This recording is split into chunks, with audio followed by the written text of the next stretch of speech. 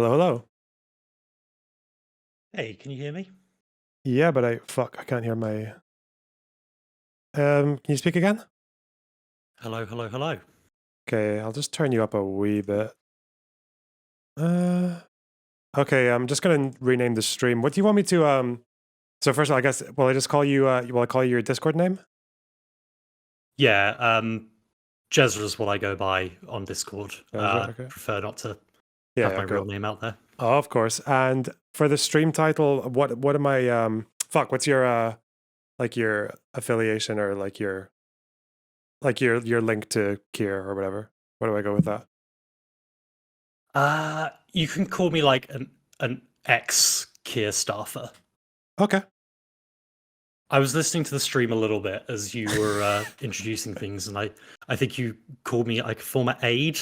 I wouldn't call myself an Okay, aide yeah, by I any don't means. have yeah, okay, cool. I have no idea how any of the internal workings are, so yeah.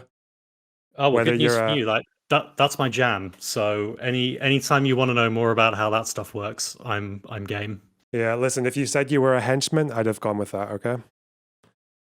Right hand I, man. I mean, I'm a big guy, but not that big. Okay. So you're an ex-staffer. Okay. So what was it? Did you have anything particular you wanted to talk about, like for starting this?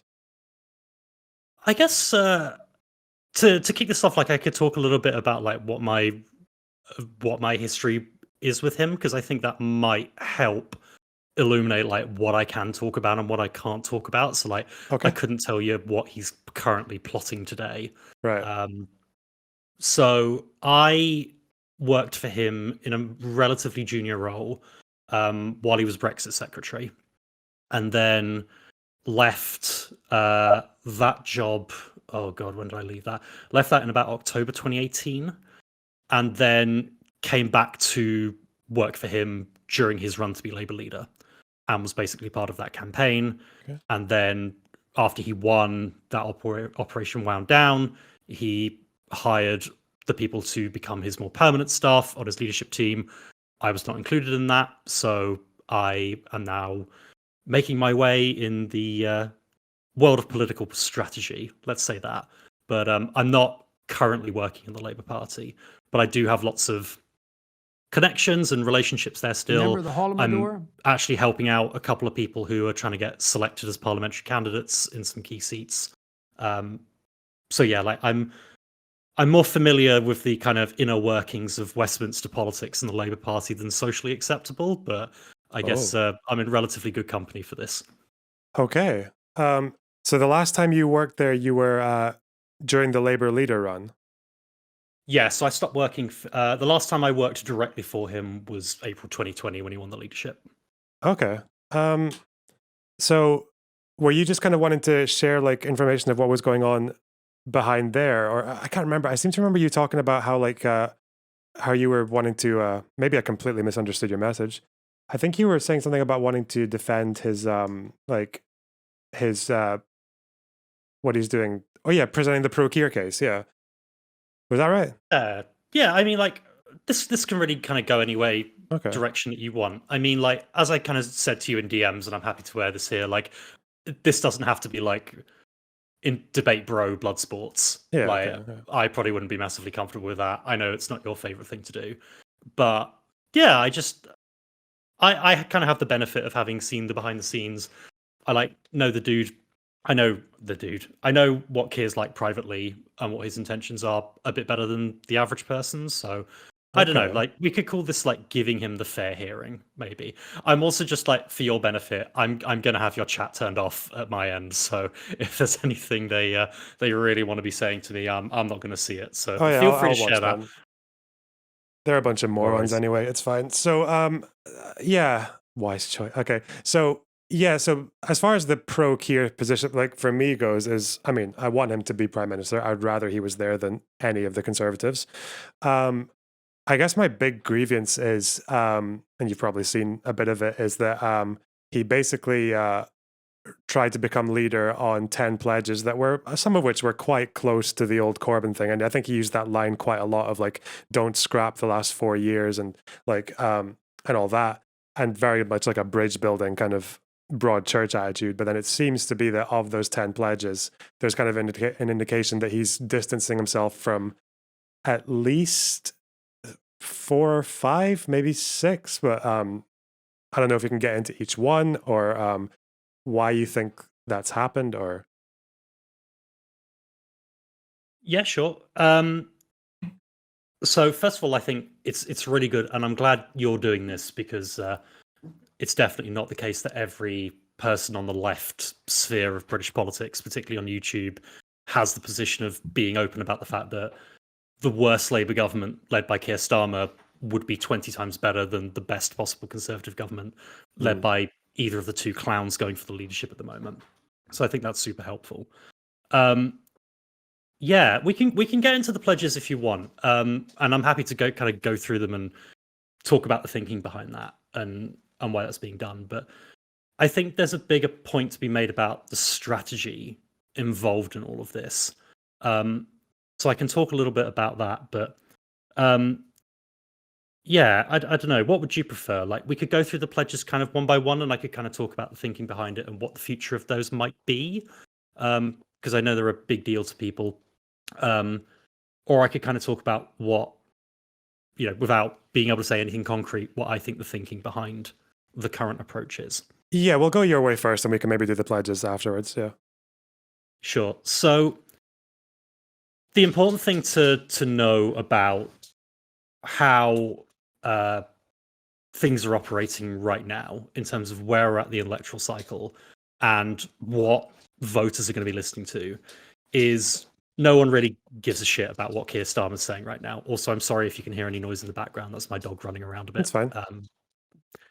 So no one's really listening to what Keir is saying at the moment. They might see a little clip of him on the 10 o'clock news, or you might see the occasional thing that floats across your Facebook feed.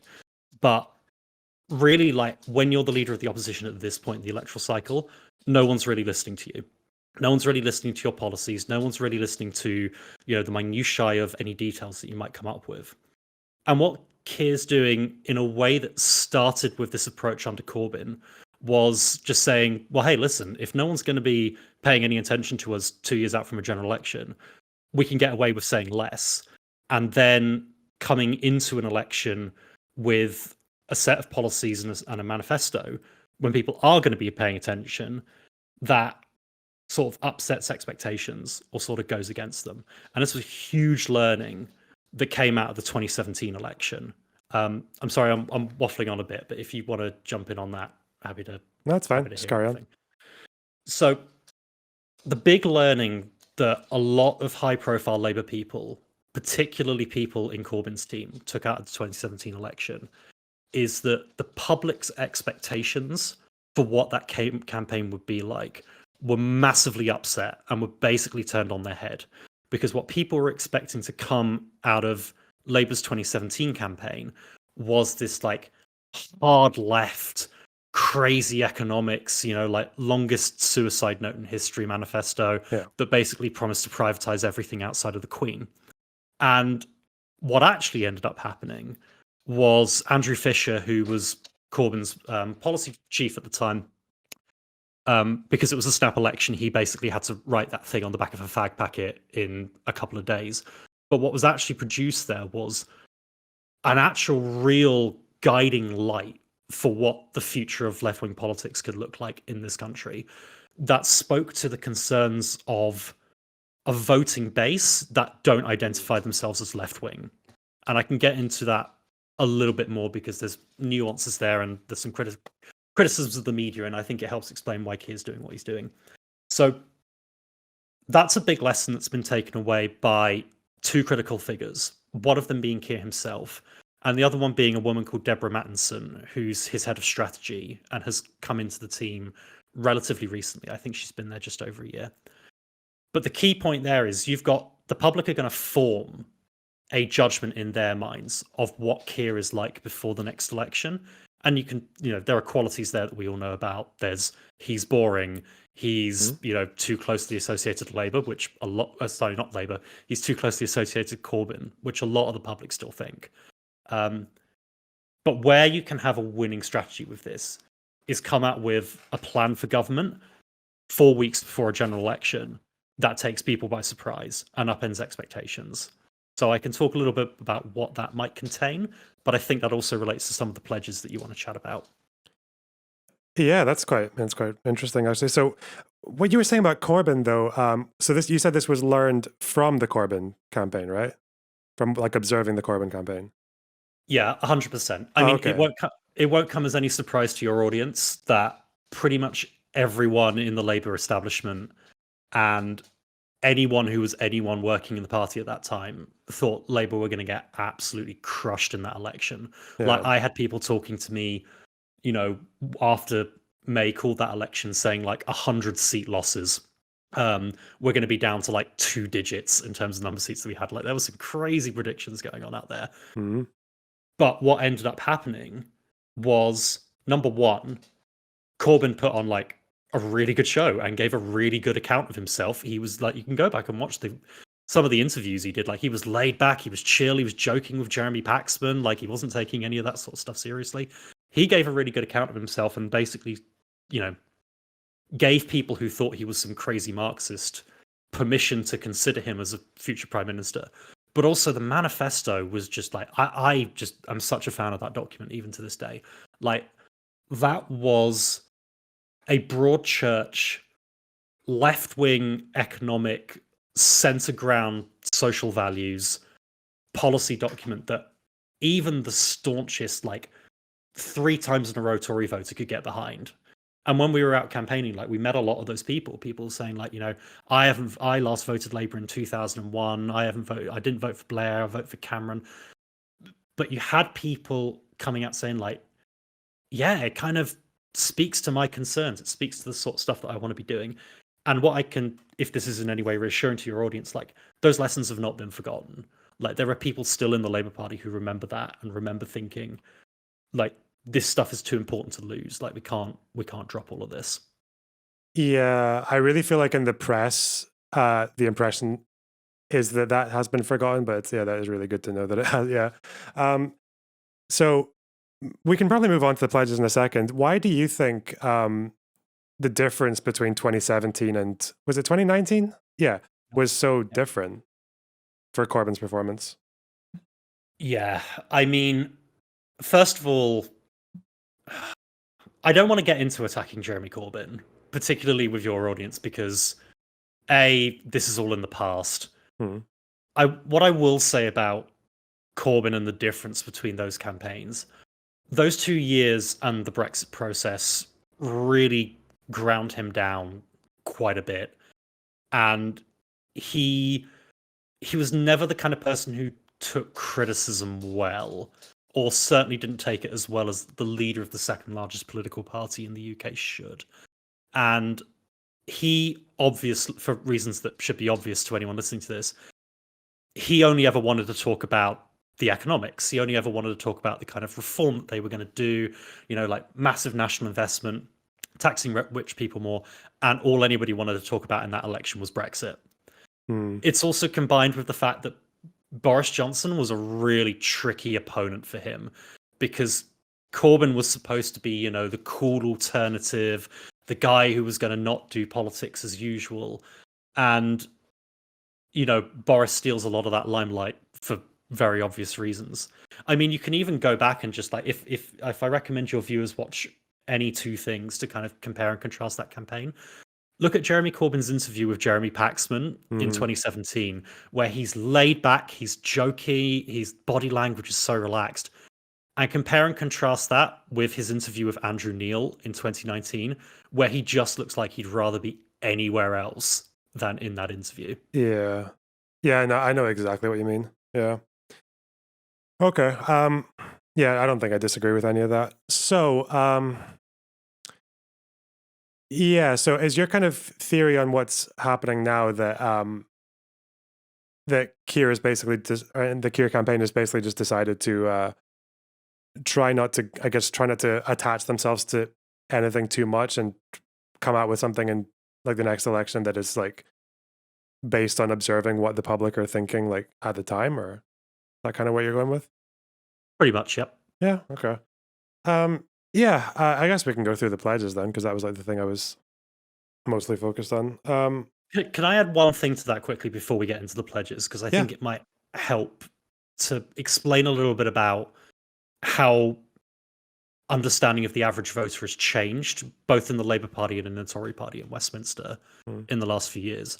And this, I think, will benefit your community as well, because I think it will help. It will help with an understanding of like communications that you'll hear, both from whoever the new Tory leader is going to be. Spoiler alert: I'm hoping it's Liz Truss, because I think she would definitely be an easier opponent for Keir to take on, but also because I've got 50 quid on her. So, and I got that on 3-1 odds back when the leadership contest started. So I'm feeling pretty chuffed about that. But anyway, Okay. like understanding of what the average voter wants has really changed Remember in the Westminster Holodomor? in the last few years, and it's basically shifted away from a thinking that there is such a thing as a left wing voter and a right wing voter. Like people just aren't thinking on the spectrum anymore, and it's really unfortunate because the media definitely thinks about this. Like the media definitely talks about things and like there's a left wing, a right wing, and a center, and policies and announcements and political figures all fall into these various camps. And I'm allowed to swear on this channel, right? Mhm. It's horseshit. Like there's no other way of describing it. The average British voter is further right than your average fascist on things like crime and punishment, Mm-hmm. but they're further left than a lot of like hardcore socialists and communists when it comes to economic things. Yeah. So like you'll meet voters out there who are like, yeah, tax the rich, baby, you know, like absolutely like bring rail back under public ownership, all of this stuff, as long as we can execute pedophiles at halftime of the FA Cup. Like, so that informs a lot of the understanding now, particularly among like Westminster tacticians. And Deborah Mattinson's a really good example of this. I would really recommend to anyone, like, I'm not here to plug her book, but I'm going to anyway.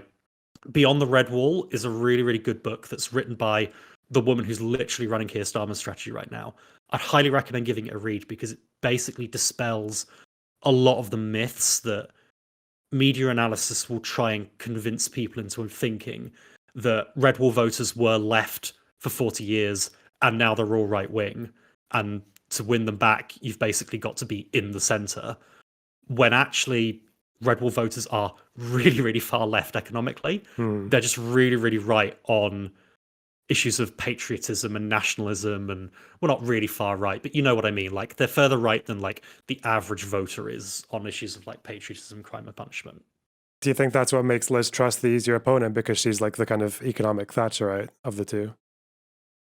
I mean, that and the fact that she's like mad as a box of frogs, True. for one, and is a really like, you want to talk about like you know, for anyone who thinks Keir is a bad media performer, Liz Truss will eat his lunch when it comes to being a bad media performer. And I know that we should be aiming for being better than the other option, but like she is just criminally bad at getting her message across. Like she is probably worse than Gordon Brown was, and most people thought Gordon Brown was the worst he could ever get in British politics. Rishi is tainted by some of the stuff that he did as Chancellor, but he is a slick media performer and he's good at glossing over some of his weak points. And I think he would definitely be a tougher out, particularly because a large section of the British voting public genuinely like make their mind up after the first Prime Minister debate. And we heard that a lot in 2017. Like, I mean, Corbyn and May never had a proper like debate, but after their first public performances, people were like, "Well, you know, I prefer Jezza more," and I would definitely back Keir more than I would against Liz Truss than I would against Rishi Sunak. Yeah, true. It's funny what you were saying about the average British voter being like really left wing economically and very right wing, when I guess with like immigration, crime, and punishment and shit. I can't remember where I heard it, but there was this joke that if only Corbyn had called his manifesto like National Socialism, he probably would have been bouncing by now. But, yeah. Well, yeah. Do you want to go into the pledges? I just want to hear kind of your thoughts on each one, and maybe what my issue is with it. So I guess the first one is I think he looks like he's dropping the thing about every one of these pledges is like it's like a rumor that he is, or there's like there's internal like, and it's like, okay, what does that mean? But rumored that he wants to drop the 5% income tax rise. Do you have any like thoughts on that, or like? I mean, this is going to sound like a cop out, and I understand why it's going to sound like a cop out. I wouldn't believe anything that you haven't got a firm quote on until you see what the manifesto looks like. And listen, if that 5% pledge isn't in the next manifesto, like, believe me, I'll be the first lining up to say this isn't how we should be doing it.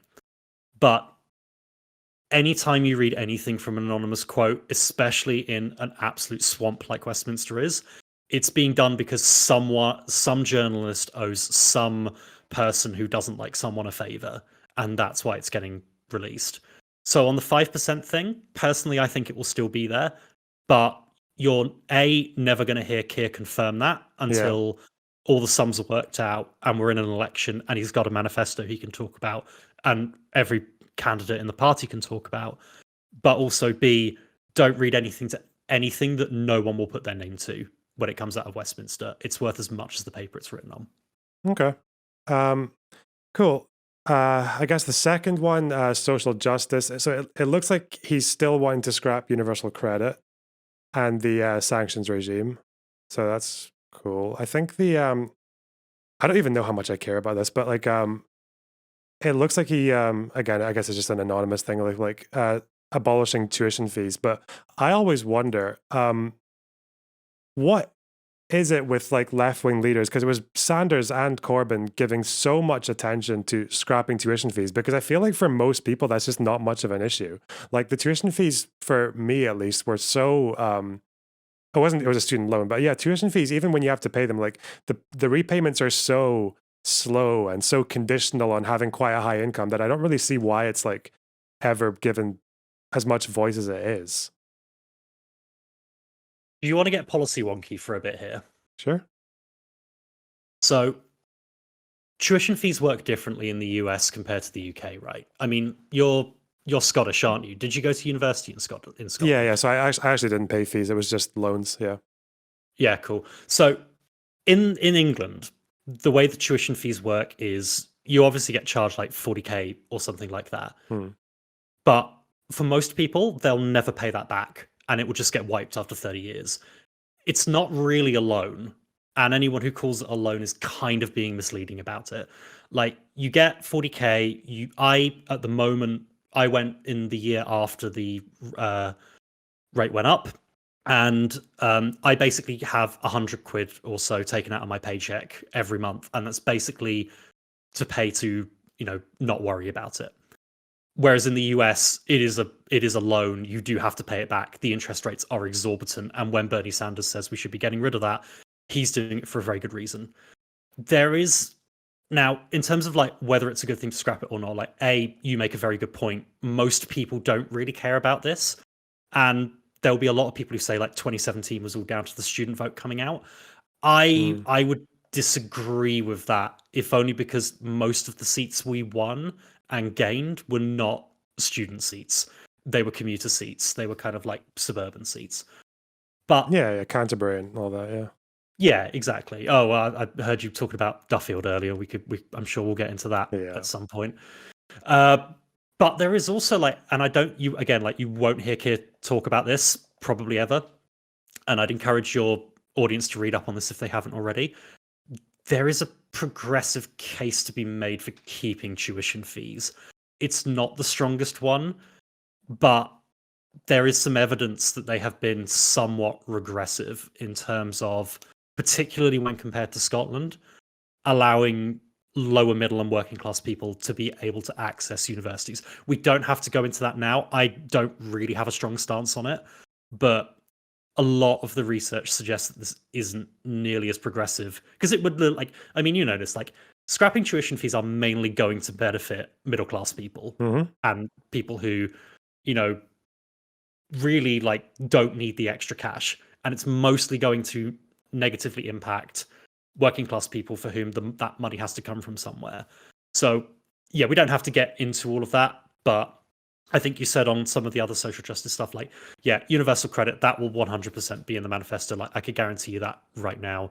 I can't tell you what it's going to be replaced with, and it might not be something that gets scrapped, the day a Labour government takes office in 2024, touch wood, but that is going. Like, there is just no progressive case to be made for keeping universal credit.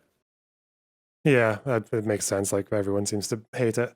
Okay. What was the next one? Climate, just as far as I can tell, he's still sticking with the Green New Deal policy. It will be a different Green New Deal. The one that, well, it wasn't a Green New Deal back in 2017, but basically this will be a repeat of what the 2017 manifesto was.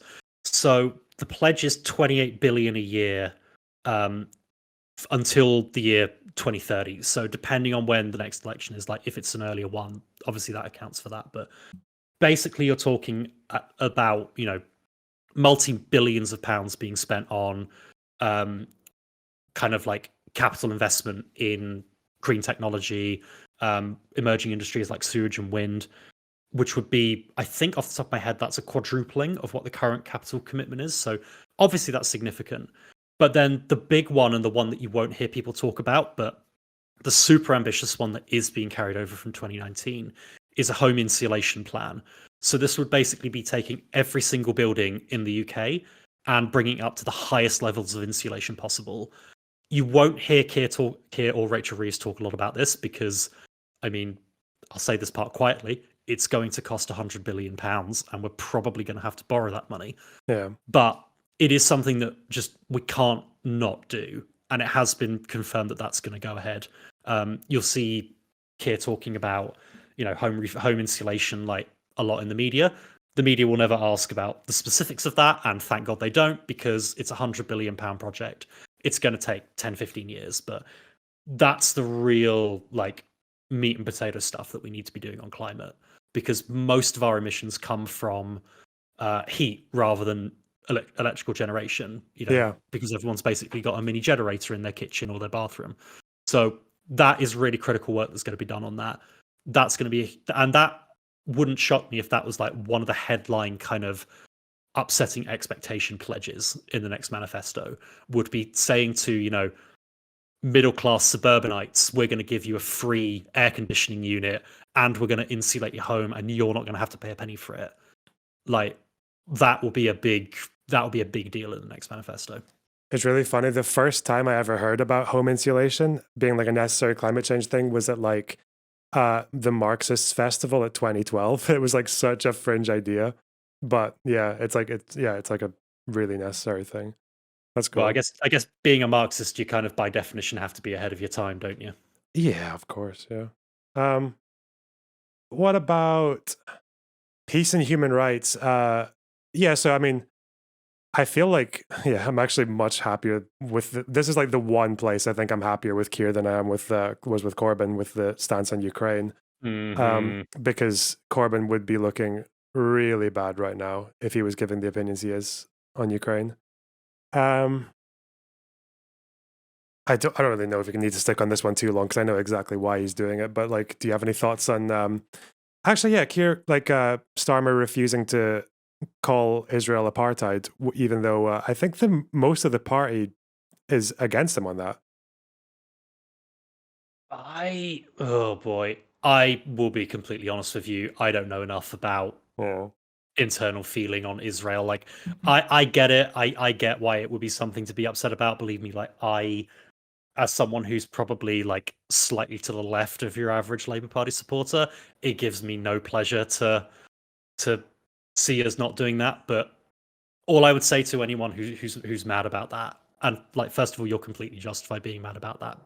I saw the video you put out the other day about was it with Beast Process, the guy who did that. Like, I mean, that was just some top quality content. So really, really grateful to you for doing that. I don't pretend to know the feeling of where people are at on Israel and Palestine, but like, I mean, I think for those of us who are looking at this holistically, like, is Barry in Nuneaton, like waking Yeah, up of course. Yeah. in the middle of the day, getting in his white van and being like, God, I really want to know what's going on in Israel right now. Like, it is just unfortunately just the case that Labour Party members care way more about this issue, quite rightly and quite justifiably, care like to a million degrees more than the average voter does. And ultimately, that's who, Keir and the leadership are trying to speak to. Yeah, I don't doubt that, like, electorally, if he flipped on that, then like all the Corbyn stuff would come back, right? Like all the worst impressions people had of Corbyn would come back with that. Yeah. And like, don't underestimate the effect that the Salisbury incident had on Corbyn's approval ratings. Like, he had a lot going for him at that point, and that was after the if I remember correctly, that was after the 2017 election. I think the Salisbury poisoning, like, that really dented his appeal and like the ability for people to have permission to vote for him. Obviously, anti-Semitism stuff was number one, but like, don't underestimate how badly the idea that Corbyn was pro-Russia affected how he was seen by the public. Yeah, It what made was? it a Can you lot. remind me what happened there? Same for the chat as well. Yeah, sure, no worries. So, and like, please, with it, like, I'm such a massive like nerd and talk about this in a very insidery way. So please do interrupt me, like, if I need to explain anything in a bit more detail. Okay. So after Salisbury happened, it was one of the things where Theresa May was actually like surprisingly effective about it. She kicked 30 Russian diplomats out of the country. She mobilized a pretty sizable global coalition to come out and condemn it. Pretty much put every foot right. In a prime ministerial career of not putting many feet right, she actually did a pretty good job. She made a really powerful statement in the House of Commons, basically condemning this. And Corbyn's response was, could we let the Russians come in and investigate? Which is like, that's a bit of a yikes moment when literally they're presenting pretty cold, hard evidence that the state was behind this by two dudes who claimed that they were in Salisbury to look at the cathedral in the most unconvincing excuse ever.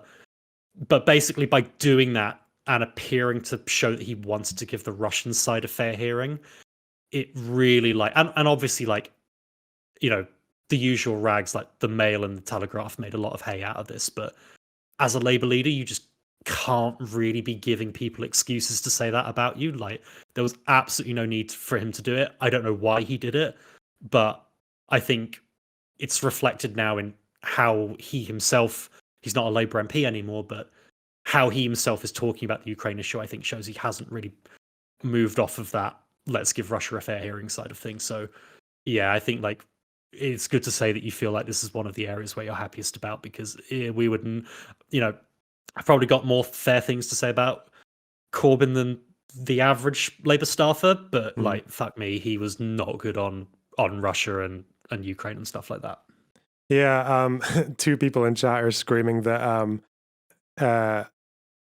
the Corbyn stance was to send samples of the poison to Russia for investigating, which was international law. What's your take on that? No, I mean, I remember that, and he wanted like them to go to Porton Down, which is like our biochemical research plant. It was a mess. It was basically looking like it to the average voter. Like remember this. Like, it doesn't matter how it looks to us. It matters how it looks to the average voter, and the average voter is basically looking at that and saying, Theresa May is standing up for our country and standing up for a person that we took in and gave refuge to, who was poisoned in the middle of the street.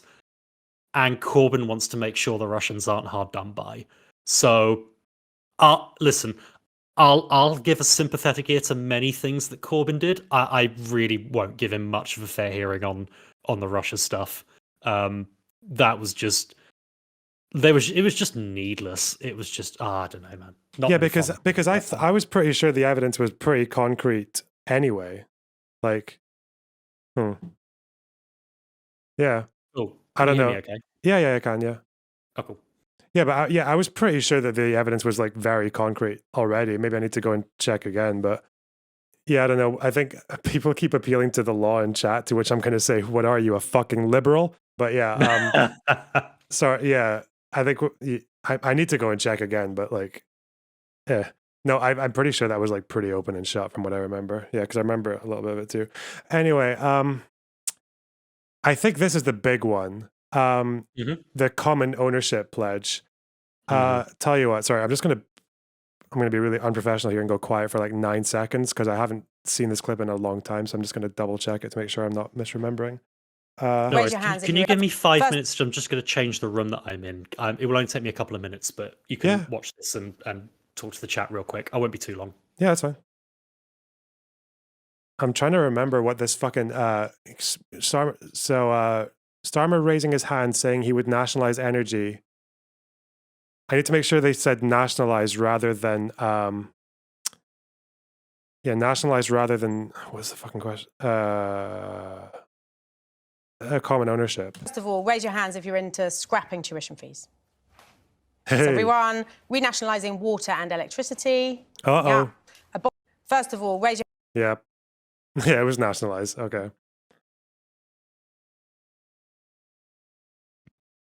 Cool. I'm back. Okay. Yeah, I think this is the big one, I guess, just because it's come out recently. But him saying that, yeah, this is actually Starmer saying this. He's going to back off of nationalizing energy, right? I could lie to you and say that I know one way or the other which way it's going to go. Yeah, it doesn't look like that's a priority at the moment. So I wouldn't be surprised if that gets backed off. But we could go through the kind of individual areas of common ownership. There is a kind of bigger point to be made here that I think I'd be interested to get your take on. But yeah, like I wouldn't hold out much hope for energy. Yeah, why? Because I think you were saying earlier, and this is always my impression, is that the British public actually, like even the right wingers in the British public, really favor nationalisation. But is that more just like, I know railways is like the big one, but is that why? Is it just that? Is it the fact that it's like something that people so the way I see it is that basically most people favor nationalisation, but they're not invested enough into it for it to shift their vote. Is that kind of like accurate or? I don't think it's that as much as it's the pandemic, unfortunately. And like that clip that you were looking at, I remember that debate and being there. Like, and all of these pledges, these are pre-pandemic pledges. Yeah. And these are just when we were operating in a completely different financial framework and financial system. Now, what I will say about rail is relatively easy to do compared to other utilities because rail's all on a franchise. You don't have to buy these things back. You don't have to pass new laws and spend any money with buyout clauses and things like this because it's a franchise system. So, and rail is still policy. I mean, last I checked on this was a few days ago.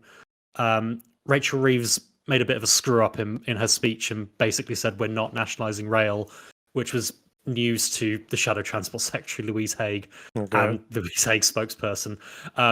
Rail's still committed, but rail is the cheap one to do because you just say, "Hey guys, we own this now," and that's the end of it. With utilities, there are like it's all private infrastructure. So basically, what you're talking about is either you're going to use the power of the state to basically send in, jackbooted thugs to stand over the pipelines and say, this is the people's now, or you've got to buy it back. And that ain't cheap. So rail, I would hold out a lot of hope for. I think that will ultimately be in the manifesto. What is noticeable and where I think where I would encourage the chat to consider this case a bit more sympathetically, renationalisation of utilities, so gas and water, water was. Renationalisation of gas was not in the 2017 manifesto. It was in the 2019 manifesto. And I think when you're when you're trying to project what the next program for a Labour government's going to look like, it's going to be more akin to the 2017 manifesto than it is 2019 because that just went down like a cup of cold sick. That whole program. So yeah, like energy is a tough one because I would like it to be renationalize, but if you're already spending part of the thinking, at least in the policy community on it is this, that if you're going to spend, as we were talking about earlier, like we're basically committed at this stage to, we're going to have to spend £100 billion to giving every house an aircon unit and free insulation.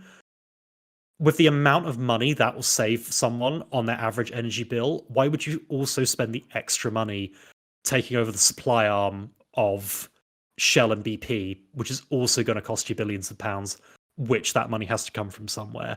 And you've also got a million other priorities that you want to fund as well. So I think it's the difficulty of it, and B, it's the, well, if we're already doing this, why would we do this question. Yeah, I think anyone who's ever lived in a house that was properly insulated versus one that isn't, like, you're using your heating like less than half of the time. Yeah, it's massive. Yeah. So you said you're like, did you say you were like pretty much completely confident that that the insulation is going to be in the next manifesto? I mean, it has to be. Like, Yeah. there's no. You can't not do it at this point. Like, we should have done this 10 years ago. Like, there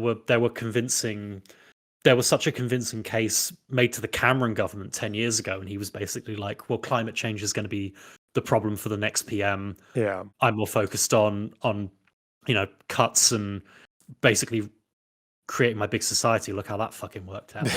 Oh, but God. like we have to do it. There is no world, and like even the Tories understand this. But as you would always expect from the Tories, like particularly Boris Johnson's government, it starts off with this huge grand plan that basically matches what Labour's going to have, and then waters down to, we'll give you a £500 grant for a heat pump, which costs £4,000 on a good day when there isn't a supply chain crisis. So what I would take from that is that, like, A, we have to do it. B, that is something where Keir has been unequivocal in the media on this. So I would definitely take that as like a insulation's happening, because it has to. Okay. Cool. I guess we don't need to go too far into the next one, because I don't know why he did this. Defending free movement, like, that was never going to happen, was it?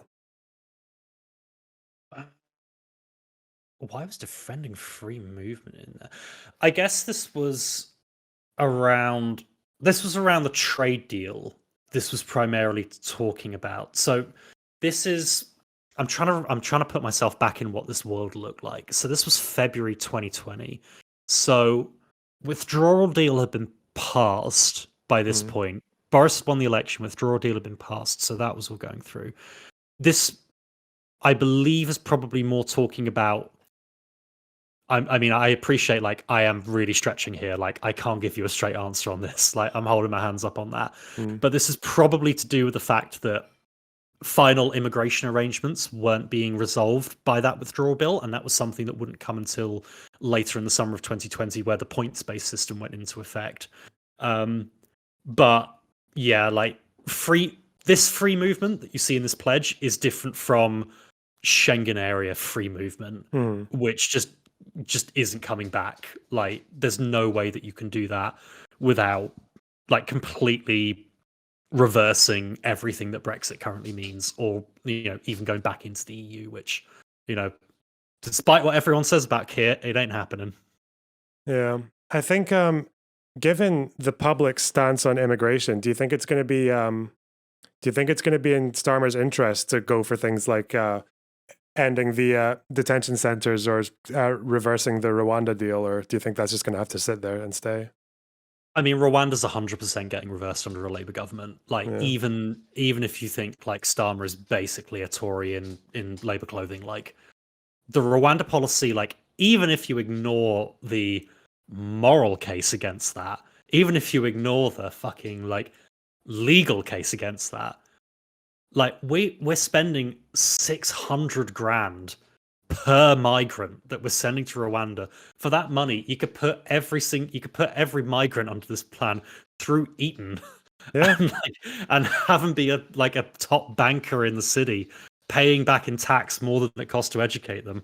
Like, It's just, it doesn't, like, the fact that it doesn't make an economic case, I think, is like the clearest indication that this just isn't going to stand up.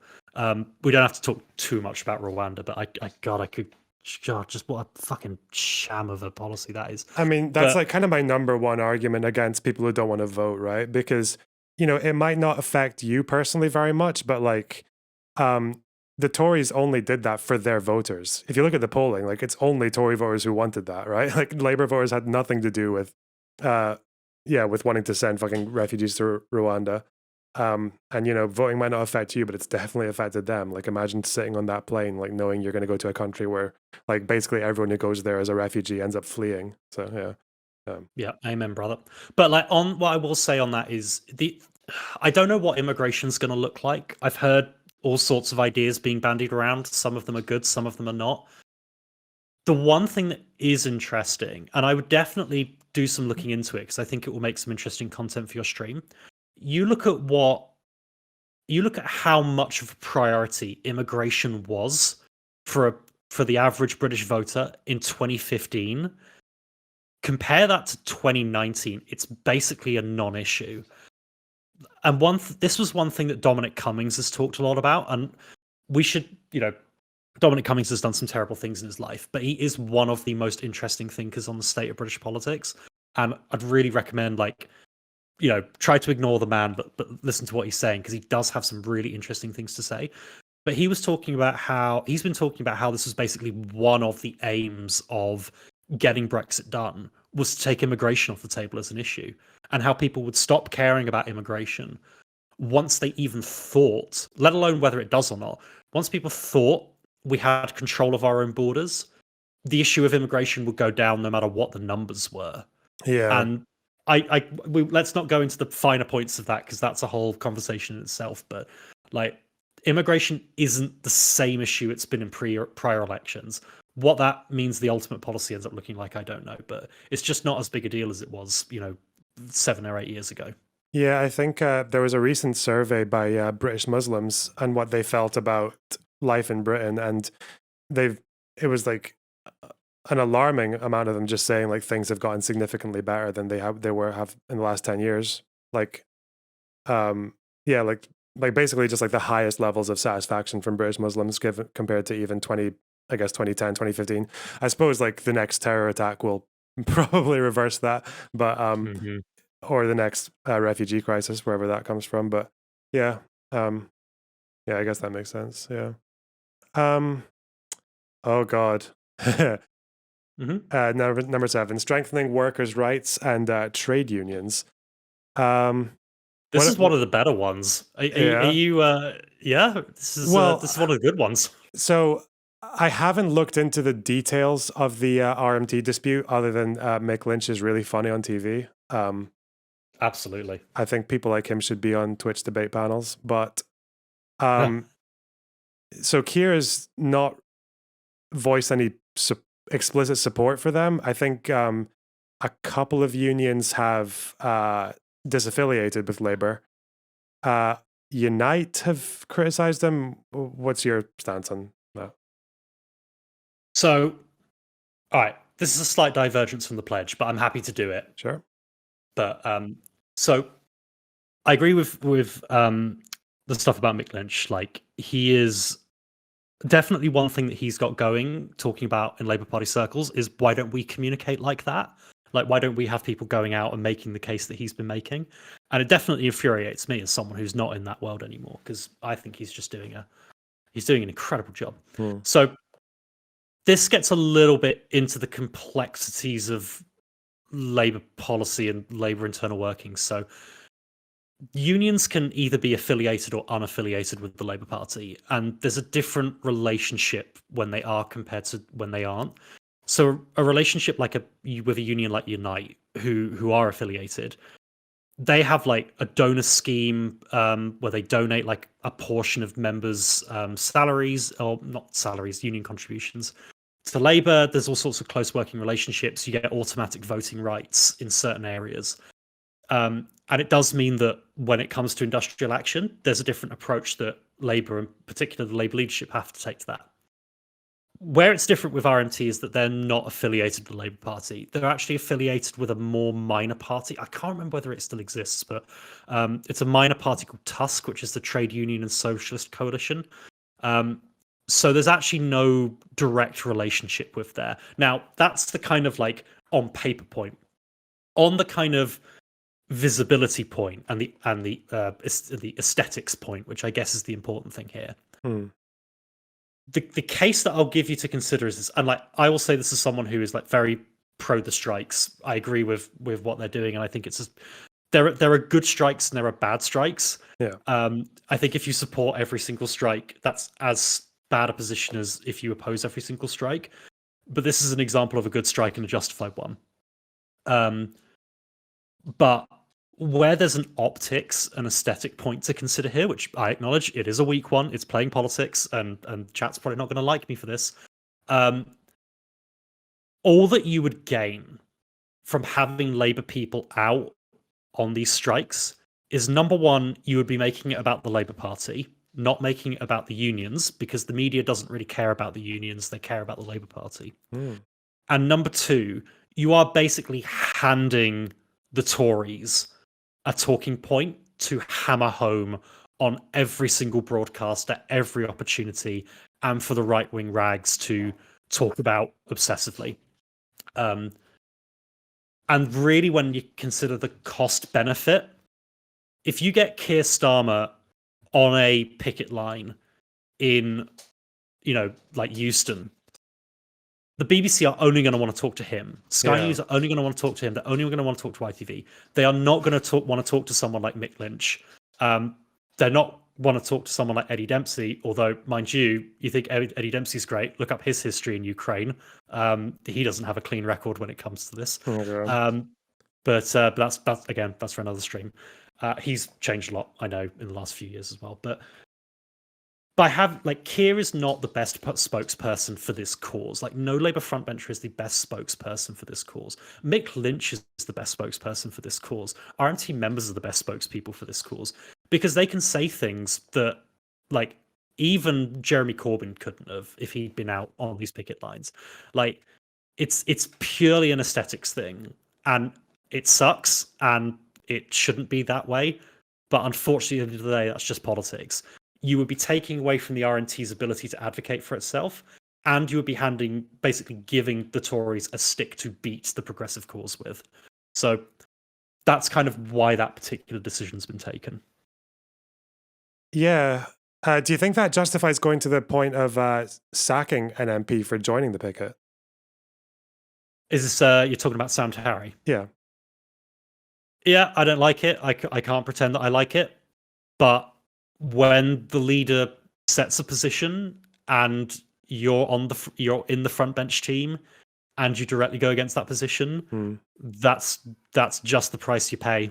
And like, I can understand why Terry would have wanted to do that. He's far from the only Labour MP who's frustrated about this decision. But we have collective responsibility in our political system for a reason. It's one of the best things about our political system. And if you break collective responsibility, there are consequences to like that.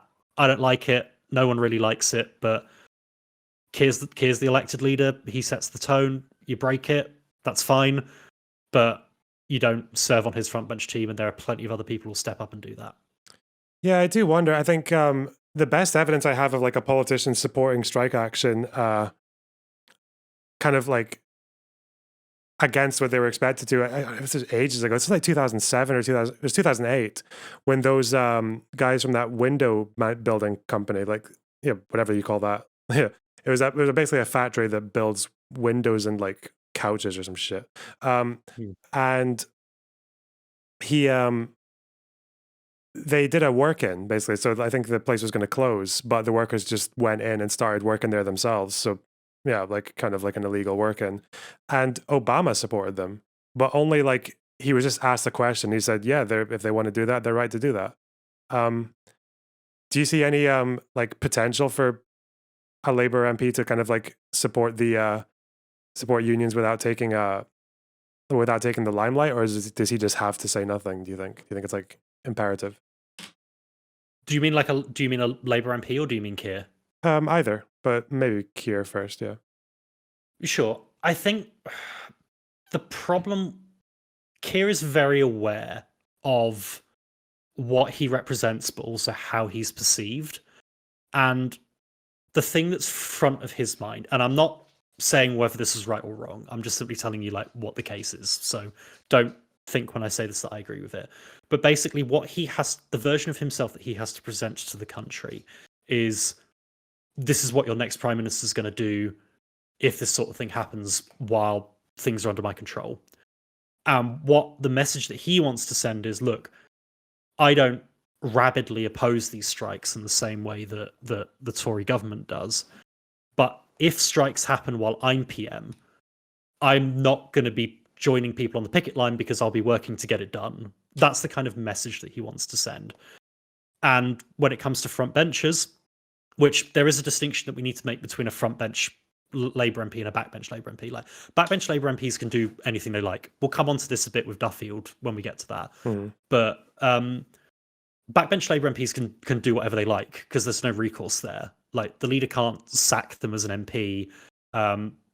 This is not something where Keir has set the standard that he will, he'll take away someone's membership in the way that he did with Corbyn, because that would truly be absurd and just a bananas thing to do. But it's purely just a case that it's one of the things that I like the most about our system and that other systems don't adopt nearly as well is, look, the leader sets the tone ultimately. They're elected and they set the tone.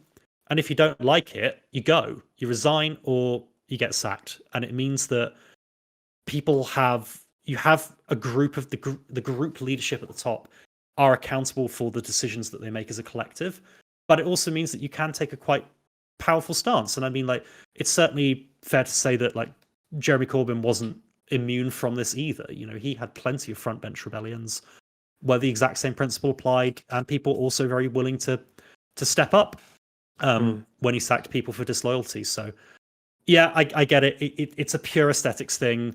You won't see Keir Starmer on a picket line anytime soon, and I know this will ring hollow, and I expect to get chastised in the chat for it, but like, he is he's a pro-union guy. He's pro getting unions involved in the workplace, and we can talk a bit about that on other aspects of strengthening workers' rights, because there's some really interesting stuff there that hasn't made a lot of headway in the media. But he is a pro-union guy. He's pro getting unions involved in the workplace. He's pro promoting union membership and keeping that membership growing. But he's not going to join the picket line of an unaffiliated union and take that oxygen away from them when they're perfectly capable of advocating for themselves. Yeah, it seems like a really weird catch-22, because I guess it's like, damned if you do by feeding like the Tory rags, but if you don't, then yeah, you're like the Labour leader who doesn't support Labour, right? Yeah, it's kind of weird. But it is an optics thing, and like, I'd also say, like, to anyone who cares to listen, like, Jeremy Corbyn did this all the time, and I'm not saying that as a bad thing, but you need to acknowledge this. Like, Jeremy Corbyn was the most anti-EU Labour politician for the best part of 20 years, and he had to pretend he liked aspects of the EU to be an effective leader of the opposition. Yeah. So, like, he came out and talked a lot about how Labour supported membership of the single market and membership of the customs union. He fucking hated the single market and the customs union, and basically thought they were an excuse for bankers to take over our economy and to lower the wages of working people. And he was able to convincingly pretend, at least in my mind, that he cared about these issues for a couple of years. So, like, we can't pretend that this is something that Keir has only just invented. Like, all politicians do this for all sorts of different reasons. Doing it for ethic, doing it for optics, and to deny the Tories a stick to beat you with, it ain't the best reason, but everyone does this. Do you think with Corbyn, with the EU thing, the impression I had was taking on the second referendum position, especially given that the Lib Dems who pushed them into it went into revoke Article 50 straight afterwards. Do you feel like that was kind of like the last nail in the coffin for Corbyn, was taking on second referendum? I personally hated the second referendum position, and Corbyn did as well. The problem this is again like this is an optics thing, right? Like when you're proposing that, Corbyn would have definitely been better off if he had just said, we're not going to have a second referendum, but if we win the next election, we'll negotiate Brexit, but better. Because when you're pitching that second referendum, you know, the Tory government had just put the country through 3 years of hell over this fucking thing. And basically what Corbyn was promising was a repeat of that. But you were just prolonging the process and having I mean, I didn't like the policy, but it's a valid thing to argue for in an election. But when you're contrasting, we'll have a referendum and then do whatever you say in 6 months, and oh, by the way, I'll be neutral.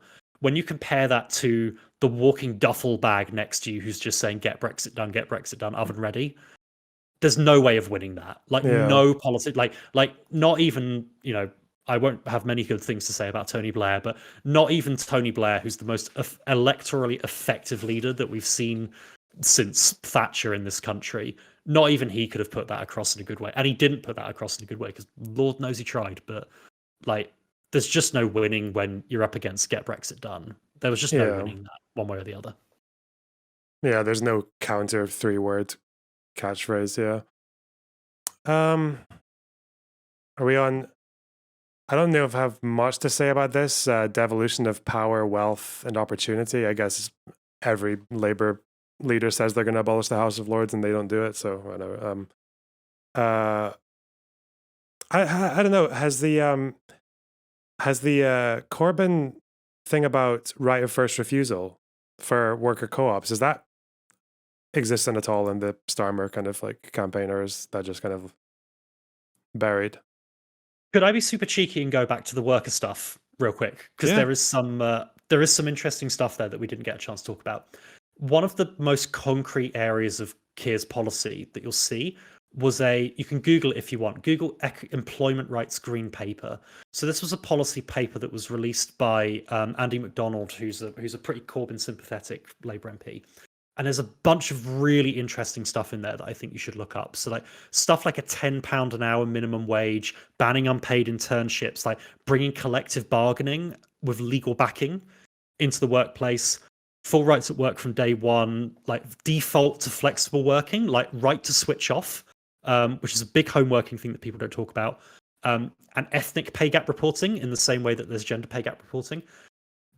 I would really recommend having a read through that, because that's some concrete policy stuff that is like not a word of that has been changed. That's still, you found that on the Labour Party website. It's up there, you know, it's policy.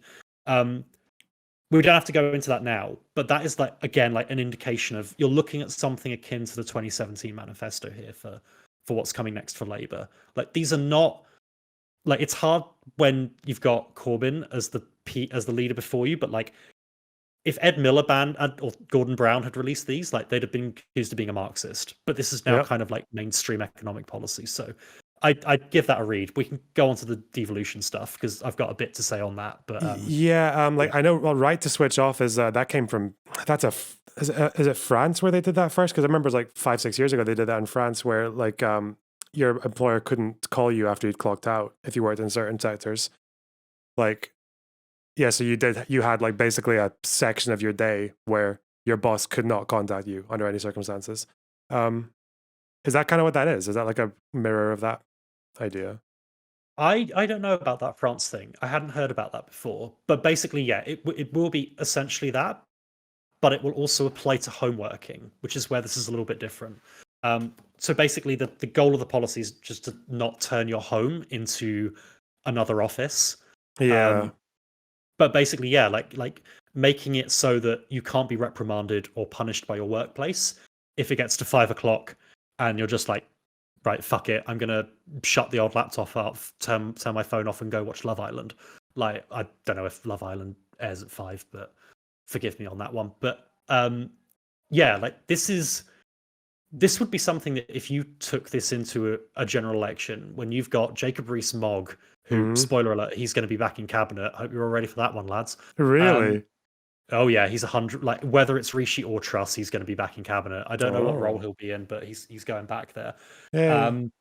But you can't fob off the Mog. But this is the sort of thing when you contrast this with Jacob Rees-Mogg stalking civil servants, saying, "I'm sorry I missed you today. Can't wait to see you back in the office."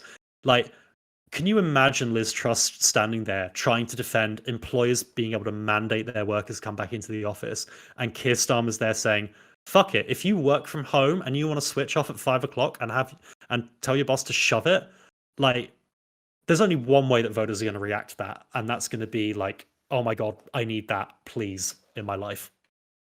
Yeah, that right to switch off is like such an important thing. Like, even from my experience of working in retail, it was like, even if like I knew what to do, like every time I was asked to come in when I didn't want to, I'd say, "No, sorry, I've got plans," and they say, "No, that's fine," or but like it ruins your whole day. Like, you feel so bad, and like you've let, especially if you work in a small place where like you just know some other staff member is going to take it. Yeah, that's really yeah, that's like a really big thing to me. That would have And especially if you don't know what a trade union is, or if you don't have Yeah. union reps in your workplace. Like, I've literally just finished being a workplace rep at my place of work, and like the difference it makes for someone to be able to come to you and just be like, "I don't know what my rights are in this kind of position."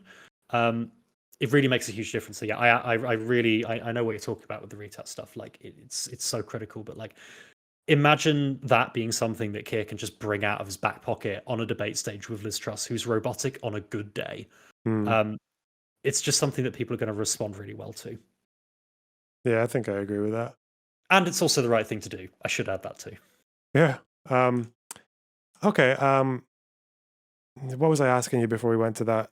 Oh yeah, it was devolution. We're on to this one. Well, yeah, okay.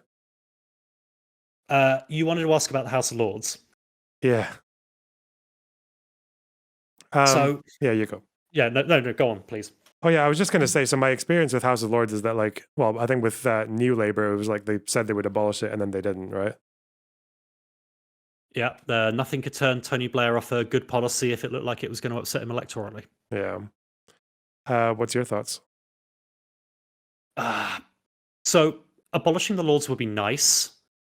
It's not going to do anything to fix our democracy and fix devolution of power. The way you fix that is a bigger, tougher, and longer fight that no one talks about because no one really wants to do it, except for Lisa Nandy, who Labour's shadow levelling up secretary. So the person who opposes Michael Gove, or did oppose Michael Gove until he got sacked. I don't even know who's in the bloody cabinet these days. There's been so many changes. This is basically Lisa Nandy's mission. And the big fight that no one will talk about is fixing local councils. You have it slightly differently in Scotland, where you have fewer local councils than we have in England. And they're all done proportionately. So if you look up like a list of Scottish councils, you'll see that they're all what's called no overall control, because no party has a big majority. And that's a perfectly sensible way of doing it. The way that we do local councils in England only makes sense if you've drunk bleach followed by antifreeze, maybe followed by some rat poison, is the only way that you can make sense of our local government system. There are some places in the Midlands where you have 3 different local councils responsible for the same services. It's like bonkers doesn't even get close to describing how messed up our local government system is. So if you really want to do radical devolution of power, wealth, and opportunity, as that pledge says, you need to do away with the 100 or so local councils that we've got at the moment, reduce that to about 60 or 70, and have one single executive figurehead for each of these, if you really wanted to do this right. And Lisa Nandy, who's a very, very good Labour politician, I think your community would be a big fan of her, is an absolute, like, this is what gets her up every day. And it's what she's talked about a lot, and it's what she's really, really pushing the leadership to commit to. And we can talk about the kind of small potato stuff on this as well, because there's some other interesting areas, a lot of which is straight out of the 2017 manifesto. But that's the big one. Like, Lords, at the end of the day, it doesn't really matter whether it gets done or not. Like, an elected upper chamber or lower chamber, they're gonna have the same power. Or sorry, an unelected upper chamber. It's gonna have the same powers at the end of the day. Like nothing is going to change other than the fact that we have to fill out an extra ballot for it. The big fight is going to be over local government reform. Okay. Yeah, that's not really an issue I ever hear come up. Yeah. You live in Scotland. You've got a decent local council system. But, Yeah. you know who to go to. Well, we get like how many votes do we get every 4 years now? Like 5. Yeah. So it's pretty cool. Okay. You want to move on to equality? Before we get on to equality, could I say one other interesting policy that's going to come out of going to come under this pledge that's going to be in the next manifesto? Yeah. So it's a policy called community right to buy. And basically what community right to buy is, if you have a pub, say, a valuable community asset that has gone broke, you can't buy that if you're a member of that local community unless you outbid, the private property developer that's inevitably going to want to go for it. Yeah. One of the policies that Lisa Nandy is a big backer of, and that the leadership recently adopted, and it's going to be in the next manifesto, is a policy called community right to buy. That basically, if the community want to band together, buy and operate a local community asset like a pub or a community centre or a dance hall or a town hall, they get first right of refusal, and they get to do it at a discounted rate. And this is something straight out of the 2017 manifesto, like almost word for word. And that's going to be a big feature of Labour's answer to levelling up, which I pray for the love of God it's not the words levelling up. Jesus. It should be called Gigapog. Hyperpoggers. Yeah. We could definitely get poggers out there in the zeitgeist. But this is going to be a big part of what the Labour leveling up thing looks like. Because right now, I promise I won't go on about this because I'm aware that I'm a huge nerd about this stuff. But basically, the way leveling up works now is the government makes a pot of money available and councils have to cannibalize each other in order to get it so that they can spend it on themselves.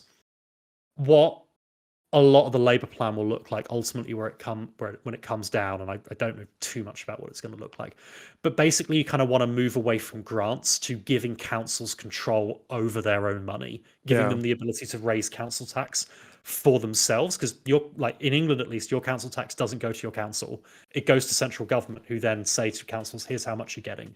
I won't go too much into this, but this is going to be a big part of the next Labour manifesto. Yeah, just for the memers in chat, this right of first refusal thing for communities buying community assets is like that approach is kind of like the opposite of TIFs, isn't it? That's like the counter to tax increment financing. What's a TIF? Tax increment financing. I know the meme. I'm glad you asked. Don't worry. I've watched enough lefty YouTube to know who the good ones and the bad ones are. So yeah. Is that right though? Did I get that? It's been a while since I've looked at it, but that is kind of. Is it because the last time I heard about that community first refusal right was in the Preston model, isn't it? Yeah, the Preston model is basically community right to buy on steroids. Yeah. But critically, the difference between that and what this policy would be, the Preston model was the local council buying up the assets and owning them. Okay. Community right to buy would be like individuals or like community groups being able to get their hands on these assets. So like with Preston model, it was, that local council and Matt Brown, who was the leader of that council, basically coming in and saying, okay, right, private developer, you don't get to buy this park. We're going to buy this park and we're going to build affordable housing on it. Whereas with community right to buy, it would be like, I don't know, the Dodeth Old Ladies Association want to buy out their bingo hall, which is going to be demolished. And it basically gives them the right to do that. Okay. Yeah, cool. Is there... Where did you say that was? Is that on the Labour website? Because I want to look at that on after the talk. I can pop... Where's the best place to send you a link? Discord's fine. You can just click my name on Discord and you'll get the... Oh, cool. Yeah. I think probably the best place to look for this is Lisa Nandy did an article on Labelist about this. I'll send it to you on Discord if I can do a quick bit of googling now, but it's in there. But like, this is her. Like, Lisa Nandy's a great politician, by the way. Like, you want to talk about someone who could, I'm not, obviously, like, I'm a fan of Keir, and I hope he's around, and I hope he's the next PM. But if you are looking for like someone who could be, if it doesn't work out this time, like the next person to make this case, next person up, who's got like proper charisma and media presence, you could definitely do worse than Lisa Nandy. Yeah, I think so. Speaking of other potential leaders, do you want to go into equality? Let's go on to equality. Okay. So I guess my big issue here was sacking Rebecca Long-Bailey for an article that had one sentence that could have come from an anti-Semite, maybe just misinformation otherwise from whatever far removed. But then keeping Rosie Duffield, what do you think? So they've actually. So, okay. Sorry, what is it? Sorry, I'm slightly confused. Oh, okay. So I think are you saying that they were treated differently? Kind of, yeah. I think there's a much stronger case against Rosie Duffield than there was against Long-Bailey, yeah. So, Rosie Duffield was also sacked in May 2020. Okay. As a whip. I think just for the benefit of your chat, yeah. Like Keir can't sack someone as an MP. He can't like kick someone out of the House of Commons. He doesn't have that power. What he can do is he can kick someone off of his front bench team. So like sack him as a minister or sack him as a whip, but they stay as an MP. We can get into why Long-Bailey was sacked and whether that was right or not. I'm happy to have that discussion. Yeah. So like as far as so Duffield's basically she's just a backbencher now, right? Yep. So okay. she was sacked in May 2020 by Keir, and Long-Bailey was sacked a little bit afterwards, I think. But they've both had the same treatment for the with Duffield. It's the trans stuff, which is she's done. Like what Duffield has said and done on trans people is worse than what Long-Bailey did on anti-Semitism, no question. But it's really the only power a leader has to hold someone accountable who breaks rank. Someone in my chat is saying that she can be removed from the PLP the way that Corbyn was. Remember the Holodomor? You can, but that's a bit of a nuclear option. So with Corbyn, we can get into the Corbyn thing if you want to. Like, I'm happy to do the inside. To be honest, I actually don't know that much about that particular story. So, like, don't remember where it was when that happened. We can get into it, but basically, like, removing the whip is the nuclear option. It's the thing that you do if, like, your MP's been caught buggering someone in the House of Commons showers. It's what you do if, like, someone's like basically, it's the worst punishment that a leader of a party can dish out, and it really should be used proportionately. But sacking someone from a front bench is like I think it would have been it, but it also sends a message, right? If you remove the whip from someone, it's a much more severe punishment than just sacking them from your front bench. Yeah. But yeah, like it was right to sack Duffield for her trans views. They're pretty abhorrent. Long-Bailey was just an idiot when she shared that article and shouldn't have done it, and it was the wrong time to do it. The Corbyn stuff is a bit more severe. We can get into that, but yeah, I can understand why if you don't know like the minutiae of how the House of Commons system works, like I can understand. Like I don't think that was a bad faith attempt to understand that situation. Yeah. Do you think do you think the removal of Long-Bailey was like justified on optical grounds then? I guess or moral grounds as well, or what were you both saying? I think. Really? I think both. I think like the timing of it was obviously shitty, but like she was given a position in Keir Starmer's cabinet because a big part of what he wanted to do was to unite the party, and literally all she had to do. Your chat's not going to like me for this. All she had to do was just not share anything controversial on the issue of anti-Semitism. That was all she was told to do. It was all she had to do, and it only took her a few months before she shared an opinion piece with someone promoting a conspiracy theory about Israeli police. Like when and this relates to the reason why Corbyn's whip was removed. When you've been told not to do something, when you've been told do not share anything that could reasonably see the Labour Party accused of bringing up anti-Semitism again, do not do this, and then you do it, like you can't expect to hold your job after that. You just can't. It's just it's such a shame though, because I do feel like it's I do know that left-wing anti-Semitism is like it's very real, and people are so in denial about it because I guess if you're left-wing you can't be racist, but yeah, I guess doesn't that kind of mean that you actually like it's kind of impossible then as a Labour MP or leader to just take any like pro-Palestinian position in public then, isn't it? Because it's so easy to fall into that like anti-Semitism trap. Well, what I'd say is that there's a difference between like I will, I don't think it's fair to say that Keir is making it impossible for anyone to say anything pro-Palestine when he sacks someone for sharing an article containing a conspiracy theory about Israeli police. Like, in addition to it not really being an issue, this is such a sore point, particularly inside the Labour Party, which is meant to be the organisation that advocates for a progressive future and an inclusive future. Like, I'm just really glad that you acknowledge the anti-Semitism stuff because. Sorry, one sec.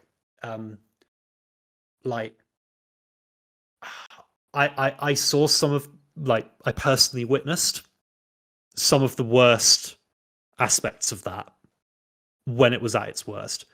I saw 15-year-old Jewish girls nearly get punched by people in Labour Party meetings because they were saying we need to tone it down on the anti-Semitism stuff.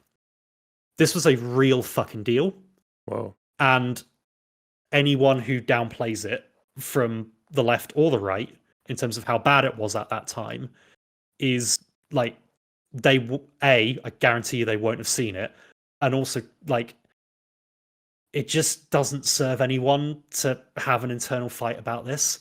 It really just, oh God, that was such a bad fucking time.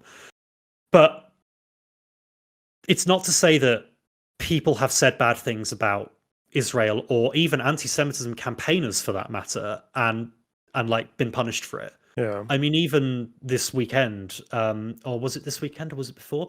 There was a controversy that was stirred up about Keir sharing a video where he walked through the Holocaust Memorial in Berlin. And but you had Jewish MPs being calling out anti-Semitism campaigns and be like, this is ridiculous. He's not saying and calling out organizations that were saying the Labour Party is a racist organization. There, I can't remember which MP it was, but it was definitely it was a Jewish MP. But it is an optics thing. I don't dispute that it's an optics thing. But when it got as bad as it got in 2018, 2019, you can't give anyone an excuse to undermine the work that was being done on anti-Semitism, which is still ongoing. But you just cannot undermine that work, whether intentionally or intentionally. If you're in that position, if you're in the shadow cabinet, you've just got to accept that sometimes you just can't share that virtue signally Guardian article when you really, really want to. Yeah. Sometimes you just sometimes the best thing to say is to say nothing. And I don't want to get into personal attacks here. Long Bailey's nickname in Labour HQ for a long time was Rebecca Wrong-Daly, and it's not to say that she wasn't good in some aspects. She did a lot of good work on the Green Industrial Revolution. That was a good policy. We're keeping lots of it, but just on a day and at a time where the best thing to do was just to say nothing, she chose not to do that, and she paid the price for it. Whoa. I don't know why, but people in chat are more strangely curious about that person almost getting punched. I guess, did they want you to describe it more fucking graphically or more detailed? I mean, I'm happy to talk yeah, about I actually it. Do want to know how this kind of plays it, because I've had experience in student Free Palestine movements. I've seen a lot the classic fuck, I can remember this so well, is some fucking some girl with a Star of David necklace getting grilled by one of the other activists on like how far she is, basically, like how anti-Israel she is. He never asked anyone else, right? So yeah, but yeah, I would want to. I'd be interested to know. Yeah, sure. I mean, you want to talk about like cancerous organizations. Like, I don't know if it was NUS that you were involved in, the National Union of Students, but fuck me, they had like, as bad as the Labour problems got, the NUS problems were 20 times worse than anything the Labour Party had to deal with. Like, this is all anecdotal. Like, I'm happy to share what happened in this particular incident. I obviously like won't be using any names or saying anything that could lead to anything being understood about this more than is the case. But this actually happened in, what I will share though is that this actually happened in Keir's constituency. Like, this happened in the constituency that he represented at a meeting of the local Labour Party. So, like, local Labour Party meetings can be infuriating because you have the option to sort of present motions and things like this, and like, you know, oh, I second the motion that says like we should be nice to refugees, and it's like, all right, fucking come on, mate, like, you know, life's too short. But when the anti-Semitism stuff was really kicking up and it was really starting to prove an issue, there were a lot of young Jewish people in that particular local Labour Party. And with seeing the reception that, you know, this stuff was getting, and the fact that it was making headwind, and obviously it was very critically tied to their identity. And I mean, like, you know, I'm sure you can understand this. Like, when you see a crucial part of your identity being threatened, not the Israel stuff, but the Jewish stuff, like, it hardens your own views. It hardens your own internal defense mechanism and your own desire to advocate on behalf of yourself and on behalf of your identity. And these were young people who, like, you wouldn't find a good word that they had to say about the state of Israel. Like, they were as pro-Palestinian as it came. But you had motions being brought forward at these meetings by, like, not young pro-Corbyn people, I will stress. Like, these were the old guard, like, Marxist cranks, and there's no other really word to describe them. Like, these were the old guard. These were like people in their 60s and 70s who hadn't changed their opinions since the end of the Second World War. And they were bringing forward motions that were like, Labour needs to speak out on like Israel's influence over UK politicians. And like, sure, we can get into the minutiae of like how Israel conducts its internal affairs in this country, but we all know what you're saying. Like, even a dog whistle can be heard sometimes. Like, there was no doubt about what message was being sent. And in response to these speeches that were being given, and like, again, like, I won't go into too much detail, but like, suffice to say, the word Jewry was used. Like, if you're a young 15-year-old person who's pro-Palestine, who doesn't like the state of Israel, who's part of the Labour Party because they want to see good achieved in the world and they want to see the end of racism and to be part of this movement in order to achieve this. When you see people who don't respect you, don't respect your identity, and who associate you with something that you're not associated with, you're going to speak out against that. And these people did. And these young people like got quite loud about it. They shouted this down, and obviously, you know, cranks are going to crank, and they saw it a certain way. And what happened, this motion was passed, by the way, which will be forever to the shame of that particular group of people. When this meeting ended, one of these younger female Jewish activists basically confronted one of these like 60-year-old, like big, like not a small guy, like a 60-year-old old guy, and basically said, like, you're attacking my identity. This is part of who I am. I didn't join the Labour Party to put up with things like this. And this guy like just basically took a swing at her in front of like maybe 50 people in a town hall, in front of like in front of a lot of people. Whoa. And you know, like it wouldn't be right to describe it as a scuffle. Like, people were moved away from other people, and it all cooled down. But like, that was as toxic an environment as you'll see. where people weren't seeing each other as people, and they were just seeing each other as part of like these insular, like representatives of these insular, like internal groups and movements that just like wouldn't have happened had this issue not been allowed to get out of hand, and had you had some kind of stance taken at the outset on this. And like Corbyn gets a lot of blame for this. Not everything that happened was his fault. Like, I don't claim to know Jeremy Corbyn very well. I can tell you what his favorite coffee is, but I don't claim to like know his thinking.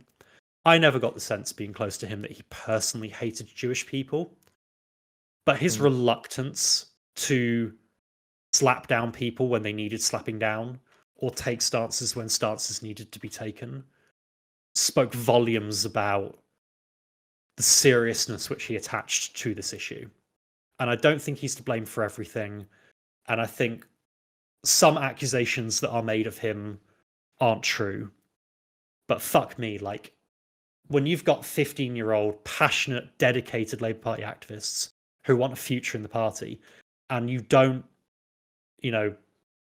see that sort of thing as like representative of a serious problem, like, I don't think there's much defending that. I really don't. Yeah. Sorry for waffling on there. No, I think I agree. So I think people are talking about the Ford report as if it was like very damning of the anti-Corbyn side. But basically what I got with was from the Ford report was that anti-Semitism did go up, mostly because a fuck ton of people joined. But also that there was some evidence of reluctance from Corbyn, but then there was also I guess the other side of the coin was that people who were trying to undermine Corbyn were not doing their jobs properly. Like, have I got that right, or do you want to, like, did you have another impression of that? I haven't read the Ford report. I'll say that. So like, to be fair, a journalist read it for me, and I took their notes. Fair enough. It's really long. Yeah. Well, I will say, like, as long as you don't take an Owen Jones view of this, because fuck me, that weaselly little rat, like, trying to use this trying to weaponize this for more internal badgering. Like, I do not have many good things to say about Owen Jones, but like that really tipped me over the edge when I saw his response to this. Like, it was a shitty environment. There were shitty people on every side of this. Like, what you see in the Ford report there is essentially true. There were people who, in private WhatsApp conversations, were saying things like, he's not going to be good for the country. There are all of these, bad people. And like, I was part of conversations as well off of WhatsApp where people said very nasty things about like left-wing Labour MPs, and said like, these people don't know what they're fucking talking about, and all of this stuff, right? But people did do their jobs. Like, the people who get a lot of hate in this, like, didn't sit back and take a holiday during the general election. Did they do their job with all the fire and passion and like dedication that they would have done if they'd had a leader who was more inclined with their politics? Of course they didn't, and like, no one can pretend that they did. But to say like they took a holiday, or like there was some kind of conspiracy to undermine him, like, it's just not the case. And like, I haven't read the Ford report. I don't know what the specific allegations of it were, but like it was a really shitty environment. It was a really, really shitty culture. There were definitely people who took the anti-Semitism stuff and were blinded by it in some cases, and like, it became part of everything for them, which, as bad as the anti-Semitism stuff was, it shouldn't have been. Like, people should have been able to do their job while acknowledging that this was a bad thing. But some people got consumed by this, and that was wrong. And they were wrong to use this to denigrate everything that the party was doing, particularly when it was coming up with like really interesting policies that was going to make a lot of difference to people. And it didn't serve the cause by using it to personally attack people. But to pretend that this wasn't dismissed and this wasn't seen as like a distraction or a weapon to undermine people in a purely political way is just not true. And like, yeah, we could talk about this at length, but anyone who says anything about this other than it was a shitty environment and shitty people did shitty things is using this to further their own agenda. And I'm not ashamed to say that one of the reasons why I reached out to you for this conversation and why I was very complimentary about the work that you do is I do believe you're a good faith engager on these issues.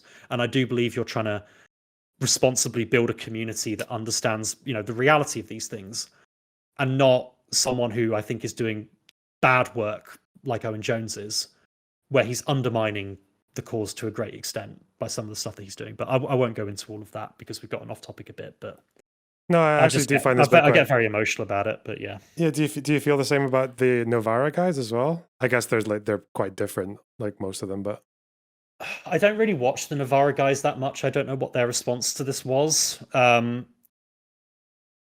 think my impression, at least, that I get, and I stress that this is very much an impression. My impression is that the Novara guys, like, maybe not Bastani, because I've got some, like, I don't know, Bastani, like, gives me weird vibes, but people like Ash Sarkar, people like Michael Walker, like, I think these are good thinkers. Like, these are people who will, like, put a second's thought at bare minimum into stuff that they say and to stuff that they do, unlike Mr. Jones. I definitely feel the same about Bastani. Yeah, I feel like he's kind of like he's got his monthly weird take kind of routine. It's like, oh, I've done 4 okay takes. Let's just drop a bad one in for the end of the month. Yeah, 100%. And he's been on a journey as well. Like, he's been involved in some like weird politics as well in his life. But like, people like, I've got a lot of time for someone like Ash Sarkar. I might not agree with every take that she's got. I might not agree with every policy position that she has, but she genuinely is like a passionate advocate for the causes that she believes in, and she puts more than a second's thought into what she says. So I've got a lot of time for her. Yeah, I'm reading an article from I think this is one I looked at, was from Ryan Coogan. I don't even know who that is. I've never heard of him. Yeah, so I think the summary of the Ford report was that like internal members of the Labour right deliberately used anti-Semitism to try to highlight it to the press, and then kind of like stopped caring about it as soon as Corbyn was gone. Do you get that? Do you feel like there is still anti-Semitism in the party that people just are just less inclined to speak about anymore, or what do you think? What I'd say first of all on that reporting that you've read is that these people also went when Corbyn went. So when people say like, oh, this is these people who used it to undermine Corbyn when they were in the Labour Party and then they stopped, like, these people all left. Like, they all left after the 2019 general election. So there was those people who, I mean, if you've seen that leaked report and those leaked WhatsApp messages, like, Yeah, what I'm talking about, like, none of them work in the Labour Party anymore. Like, they're all off doing other things. Is anti-Semitism still a problem? Like, yes, but not to the same degree as it was, and critically not to a degree where you can use it as a weapon to attack Labour with, which is not the main reason why you should seek to tackle something like this. But like, how often did you hear Boris Johnson like stand up and kill Keir Starmer, an anti-Semite? Like, how often do you see these kind of attacks being used? Like, you can't, because Keir made it a priority when he got elected. He's spoken to a lot of Jewish community groups. He's built really good relations with a lot of the people who are very critical of the Corbyn project. And people can not like that. People can disagree with that, and that's fine. But like, in terms of the practicalities of it, there is obviously still more work to do. But in terms of like, I won't pretend that I love everything that Keir Starmer's done as Labour leader, and obviously I have a bias.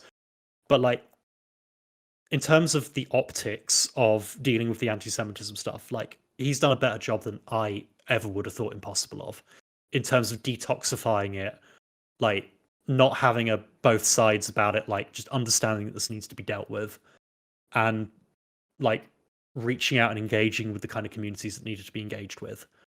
He's absolutely surpassed my expectations in that regard.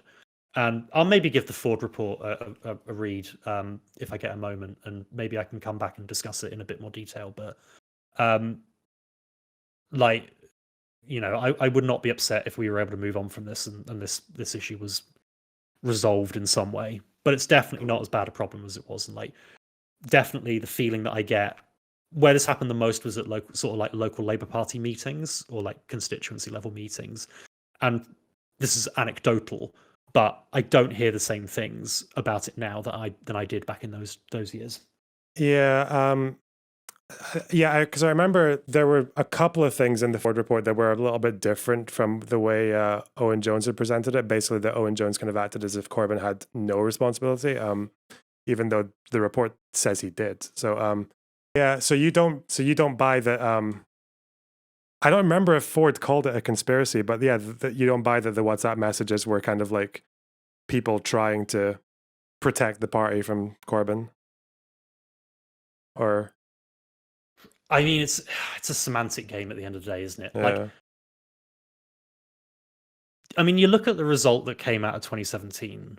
Like, you look at that. I think that's what the allegation is that people like deliberately didn't do their jobs or like messed up operations so that Corbyn would lose the 2017 election. I think that's right. Mhm. But you know, like every campaign that needed money got money. Everywhere that needed organization got organization. Like, these people didn't take a holiday. They didn't go on strike. They didn't like sit down and say, well, I'm not going to do any work. Like, I think it's going a bit like, were they happy to be working on a campaign to put Jeremy Corbyn in number 10? Like, no, I won't pretend that they were, but you'd be surprised how often Labour Party staff can hate each other and also like get a phenomenal amount of work done while hating each other.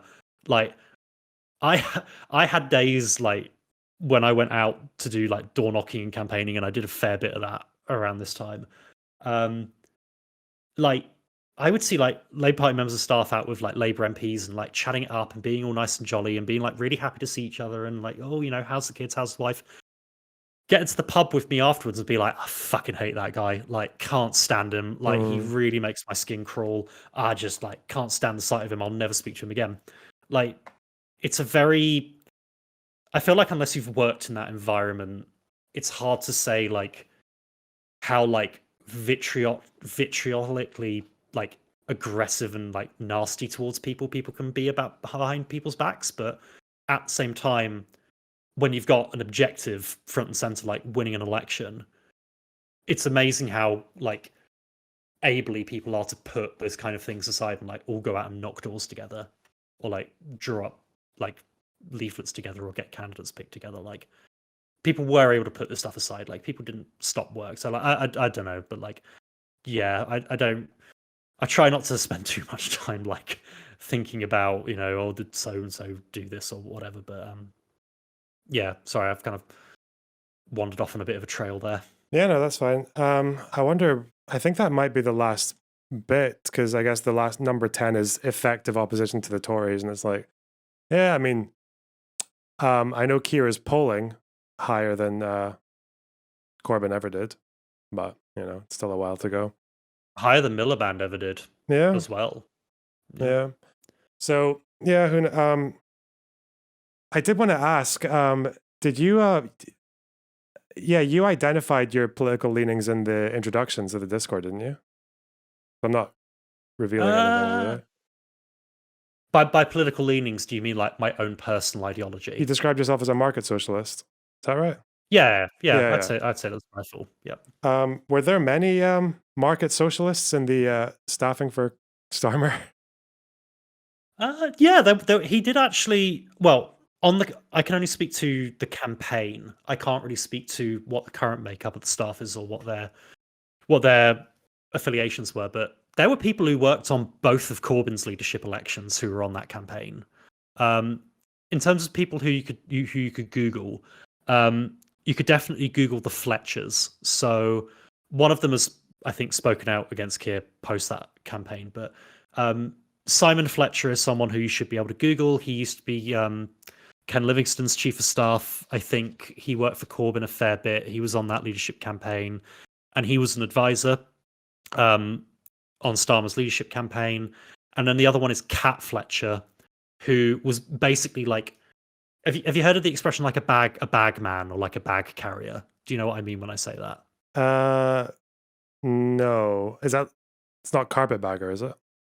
No, no, no, No, no. okay, yeah. It's like it's much more simplistic than that. It's like Okay. literally the person who carries like the politician's bag, which Okay, yeah. I'm ashamed to say I have actually physically carried Keir Starmer's bag on more than one occasion. So, Okay. but like Cat Fletcher was Corbyn's bag carrier for a long time. Like, and I also like that's a term of endearment. Like, I'm not using that to say anything critical. Like, it's not an insult. But she was like big on Corbyn's strategy. She accompanied on loads of visits, and she was in charge of the field operation for Keir's campaign. So he did draw on like a big like. I think people sometimes forget like how divided things felt after the 2019 result. Like that was like a goddamn like dagger to the heart for some people, and a big part of the campaign was like bringing the party together and unifying it.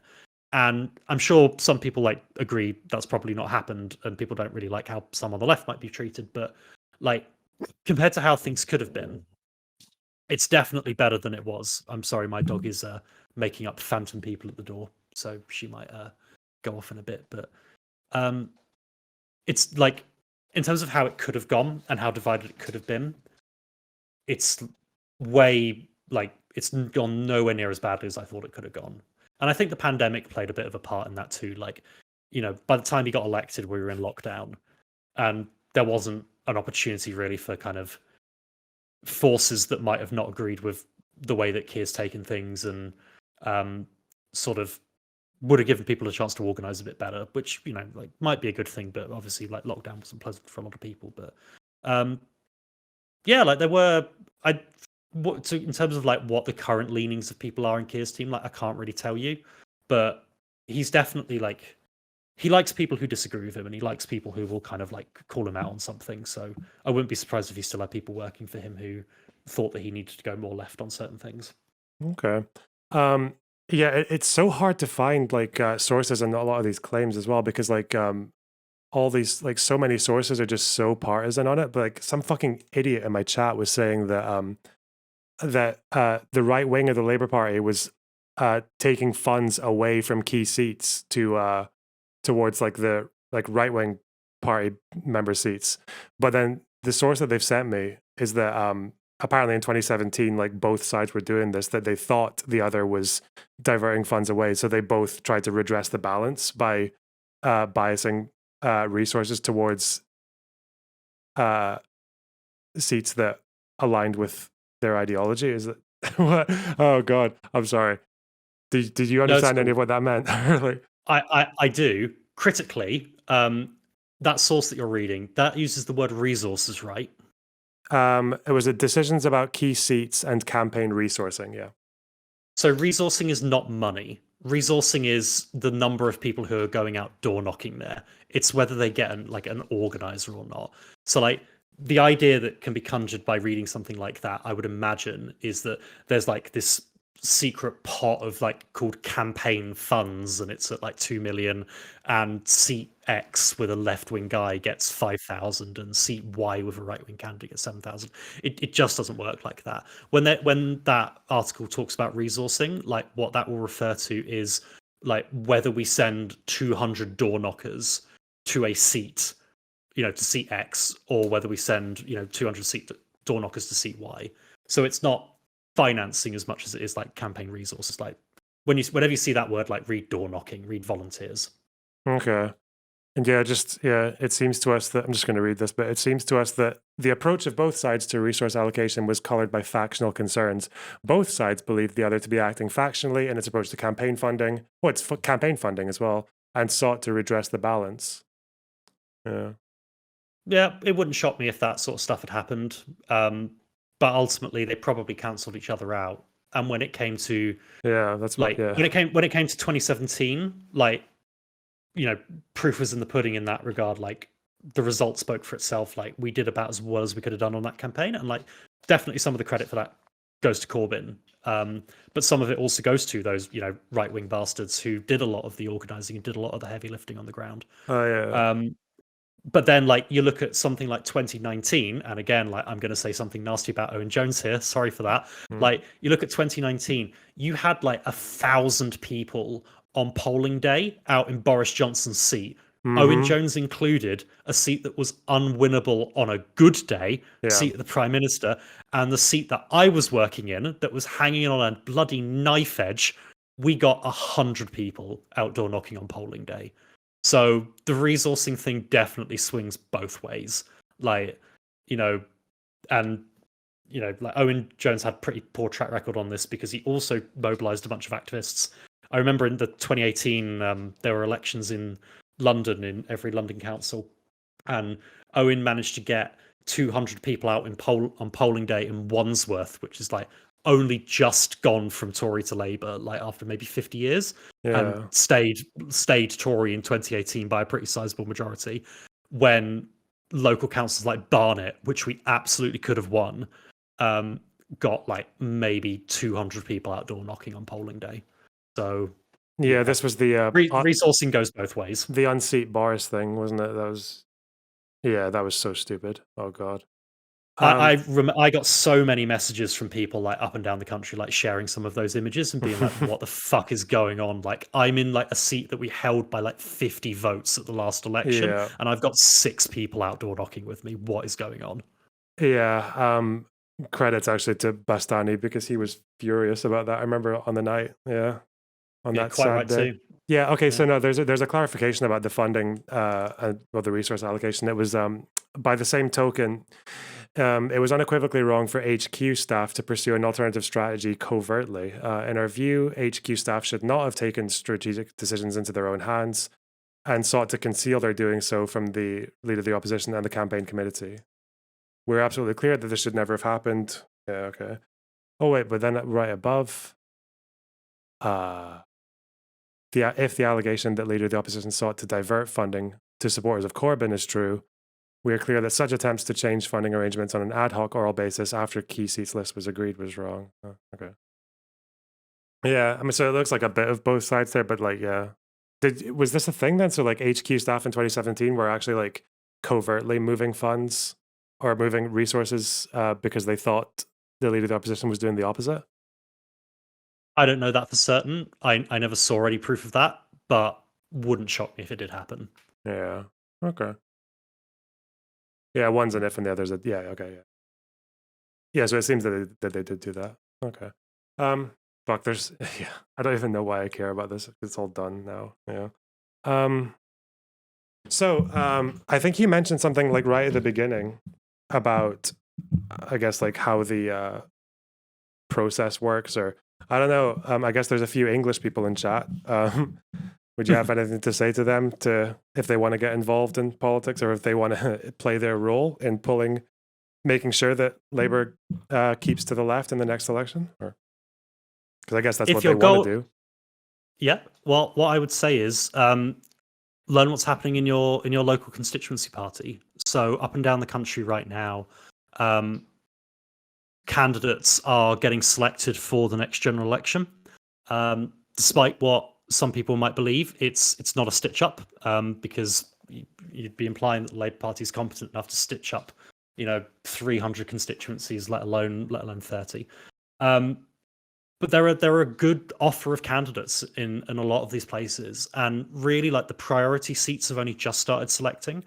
But do look up like when your constituency Labour Party is having its selection meeting, and if you feel that there's a candidate that better reflects your views, like go along to them, like especially if you live in a safe Labour seat, because you are basically picking who your next MP is going to be.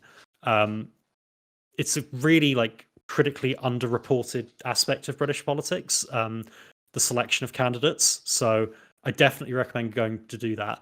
There's a really good resource actually, like done by a journalist called Michael Crick. It's on Twitter. It's called At Tomorrow's MPs, where basically he's reporting on candidate selections and attempting to shed a light on this. And it's some really good work. I'd really recommend checking that out. But definitely like get involved in your local parties. It can be a bit of a slog sometimes, but you can gain a lot of influence there very quickly if you're willing to put in a bit of legwork and elbow grease.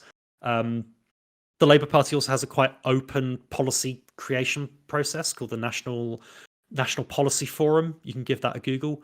But basically, that's free for you to submit any idea that you particularly want to advocate. You can get elected to those various bodies as well. They operate in every region.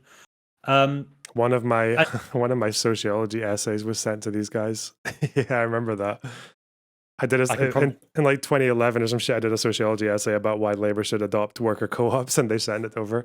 I guess probably just as a kind of gimmick, but yeah. Well, I think in 2017 the promise was to double the size of the co-op sector. Yeah, so, that's and I take full credit. All right. Yeah. You absolutely should. But yeah, like there's all sorts of ways to get involved, and like I say, I'm a recent addition to your Discord, so if people want to reach out in DMs, I can't promise that I'll be completely responsive, but I'm happy to chat. But yeah, just like if you care about the stuff and you want to see a more left-wing Labour Party, like whether it's led by Keir Starmer or not, like, you know, I'll never say no to more people getting involved. And please, speaking to your community directly here, like, please involve yourselves, because I trust you to be like honest and good faith people, and not like the sort of people that Owen Jones is going to be sending to these kind of meetings. So very up for you all getting involved. Please do.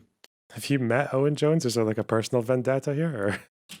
I have met Owen Jones. He 100% would not know who I am, and in person, he seemed perfectly pleasant. I've got nothing to say against him from how he's acted to my face or anything like that. But like, he's trying to become like the UK version of Mike from PA, as best as I can tell, and I'm not really here for it, because he does. The only person that he's helping throughout all of this is himself. Like, he's not helping Labour be a better political party. He's not helping. The thing that really like attracts me to the work that you're doing, like forgive me if I'm wrong, but like you take some inspiration from people like Destiny and Vaush and people of that ilk, right? Vaush, yeah. Vaush is right, isn't it? Yeah, I don't know. I feel like I always kind of, I think I still identify more with like ContraPoints than any of them, but yeah, definitely a bit of both of those guys. Yeah, because you do more of the video essay content. That's right.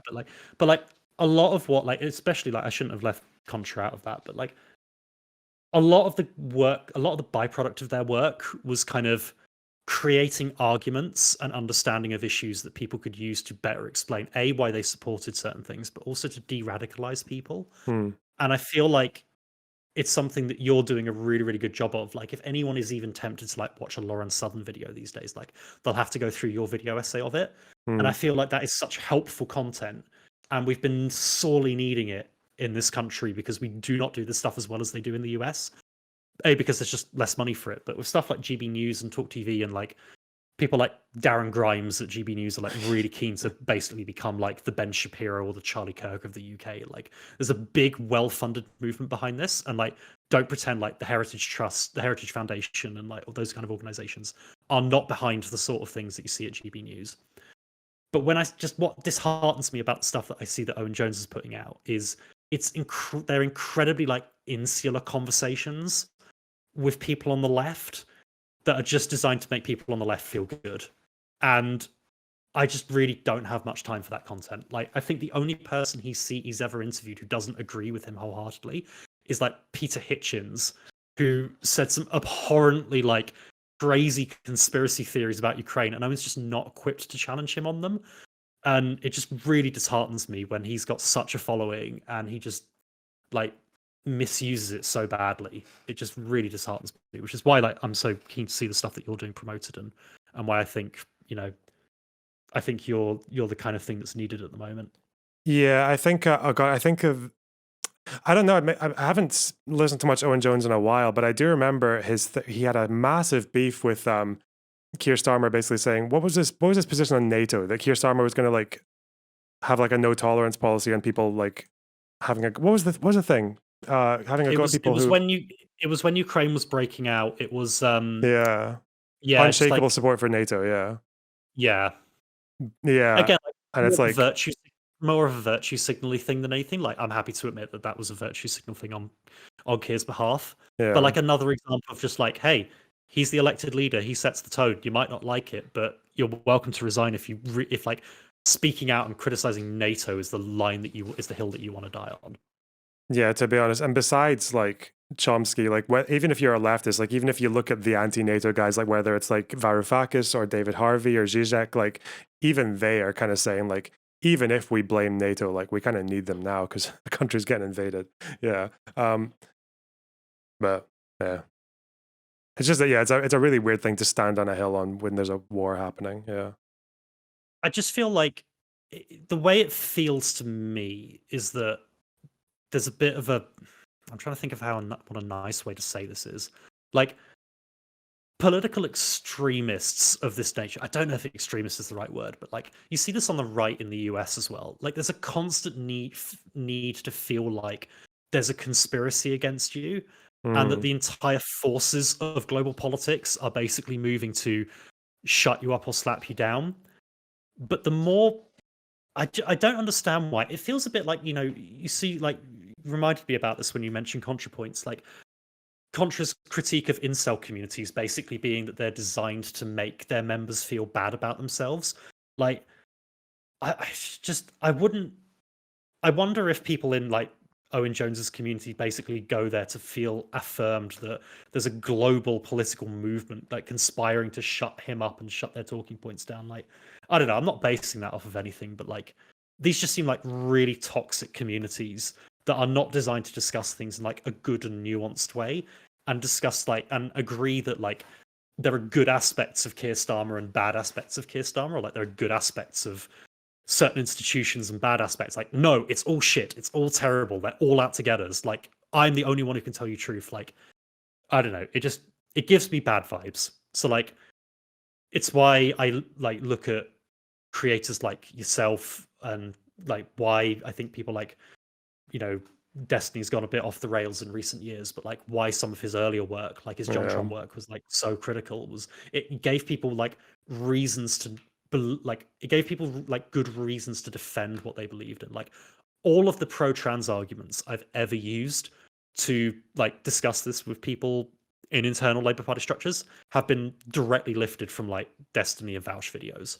Like I'm not smart enough to come up with those arguments myself. So whereas with in a community like Owen Jones, I'll stop going on about Owen Jones, but like he really does like. Do you have like? I'm just trying to think of a really good example because I haven't kept up with him for so long. Like, so even just today, he's actually trending on Twitter right now. That I see that. Okay. Oh, what's he said? Something stupid, no doubt. If you see Keir Starmer out and about, call him what he is, a con man and a liar, and film it. Enough of letting our politicians get away with this grotesque level of dishonesty. Okay, right.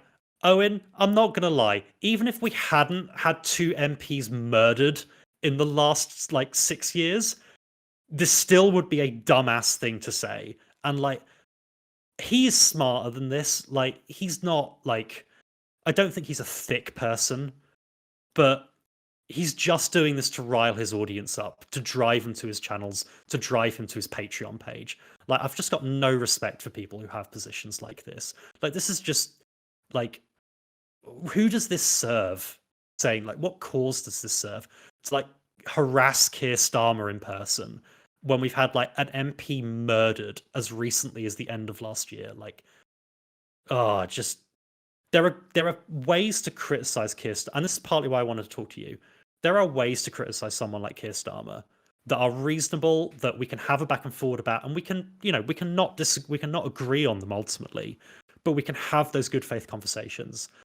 I would trust Owen Jones to have a good faith, honest discussion about some of the stuff, about as far as I could throw him, and that's not very far.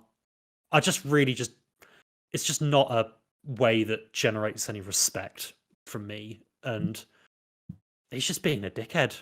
That's all you can call it.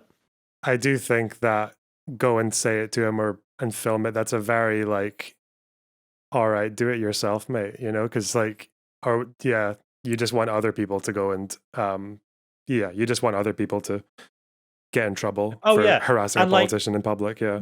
Not even 2 hours later, he's retweeted that video by saying, to avoid the most tedious people on the internet misconstruing what I said, if he comes to your area, challenge him politely and robustly on the lies he said to become Labour leader. Well, thanks a lot, Owen. I'm sure that's going to make someone going out to harass Keir Starmer reconsider. just Eh, he knows what yeah, he knows what he's doing, and it's just all like it's all just self-serving bullshit, and I just cannot tolerate it. damn. Listen, that's the first time hearing about it, so I'll keep a sharp eye on the lad. All right.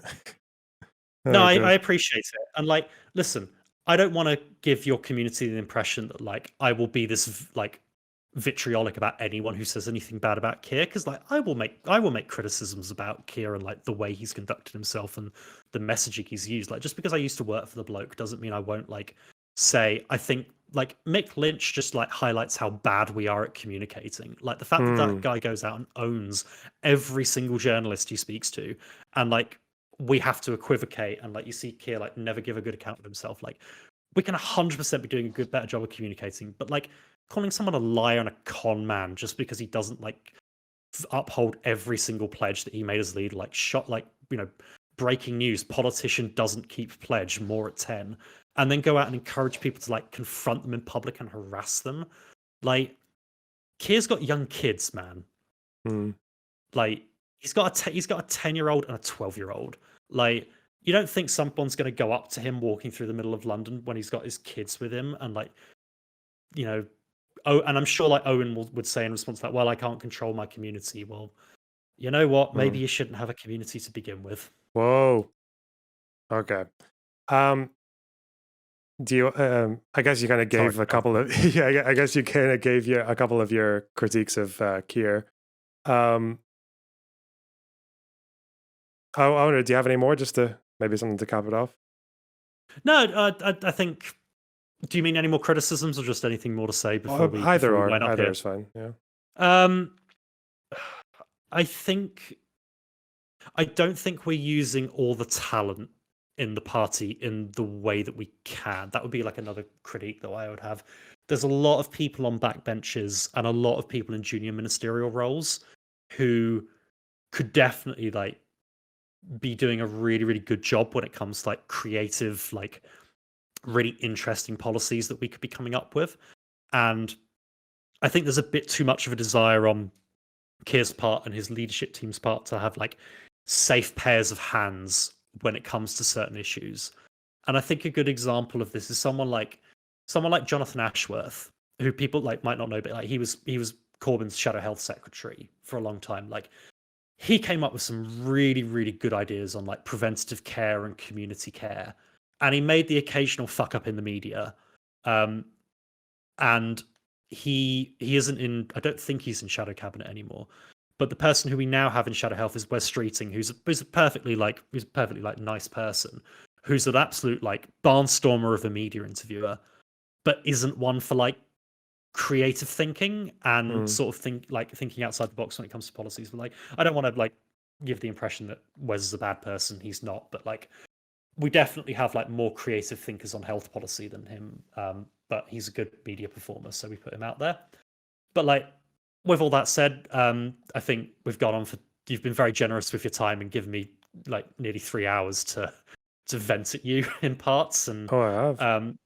it's been a really good discussion. And just to say, like, I really, really like the stuff that you're doing, and I know that like Westminster politics in particular can get very insular, and there can often be a lot of jargon involved in it. So like, I'm in your Discord. Like, I'm not a very active person in the Discord, or I like full disclosure, I don't watch your stream every night, so apologies for that. But like, dead happy just like anytime you want to have a chat about like anything like Westminster related or policy related, or like kind of why certain like strategies are being used or anything like that, or you want to pick the brains of someone who like lived this life for a long time. Like dead happy to come back and chat about it. Because I feel like you've done it in a very good faith way, and this has been a constructive conversation, and I've only lost my temper at people who aren't here to defend themselves. So, and your chat's been respectful as well. Like I've seen them a little bit in the.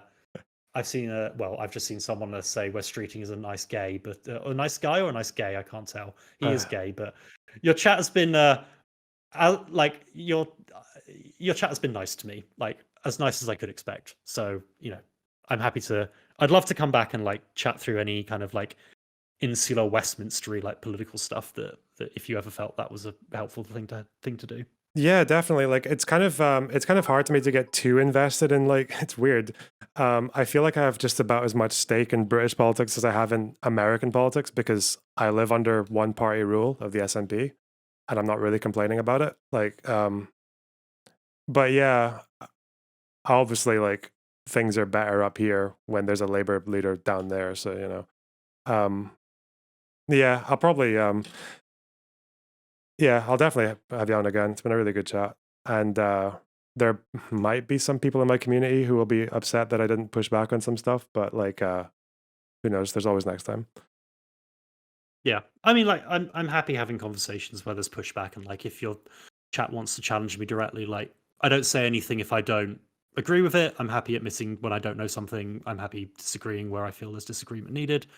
But yeah, like, I tell you who really, you know, like, speaking of people who really don't want Keir to do very well, Nicola's going to be gutted if Labour get in at the next election because she basically loses her trump card.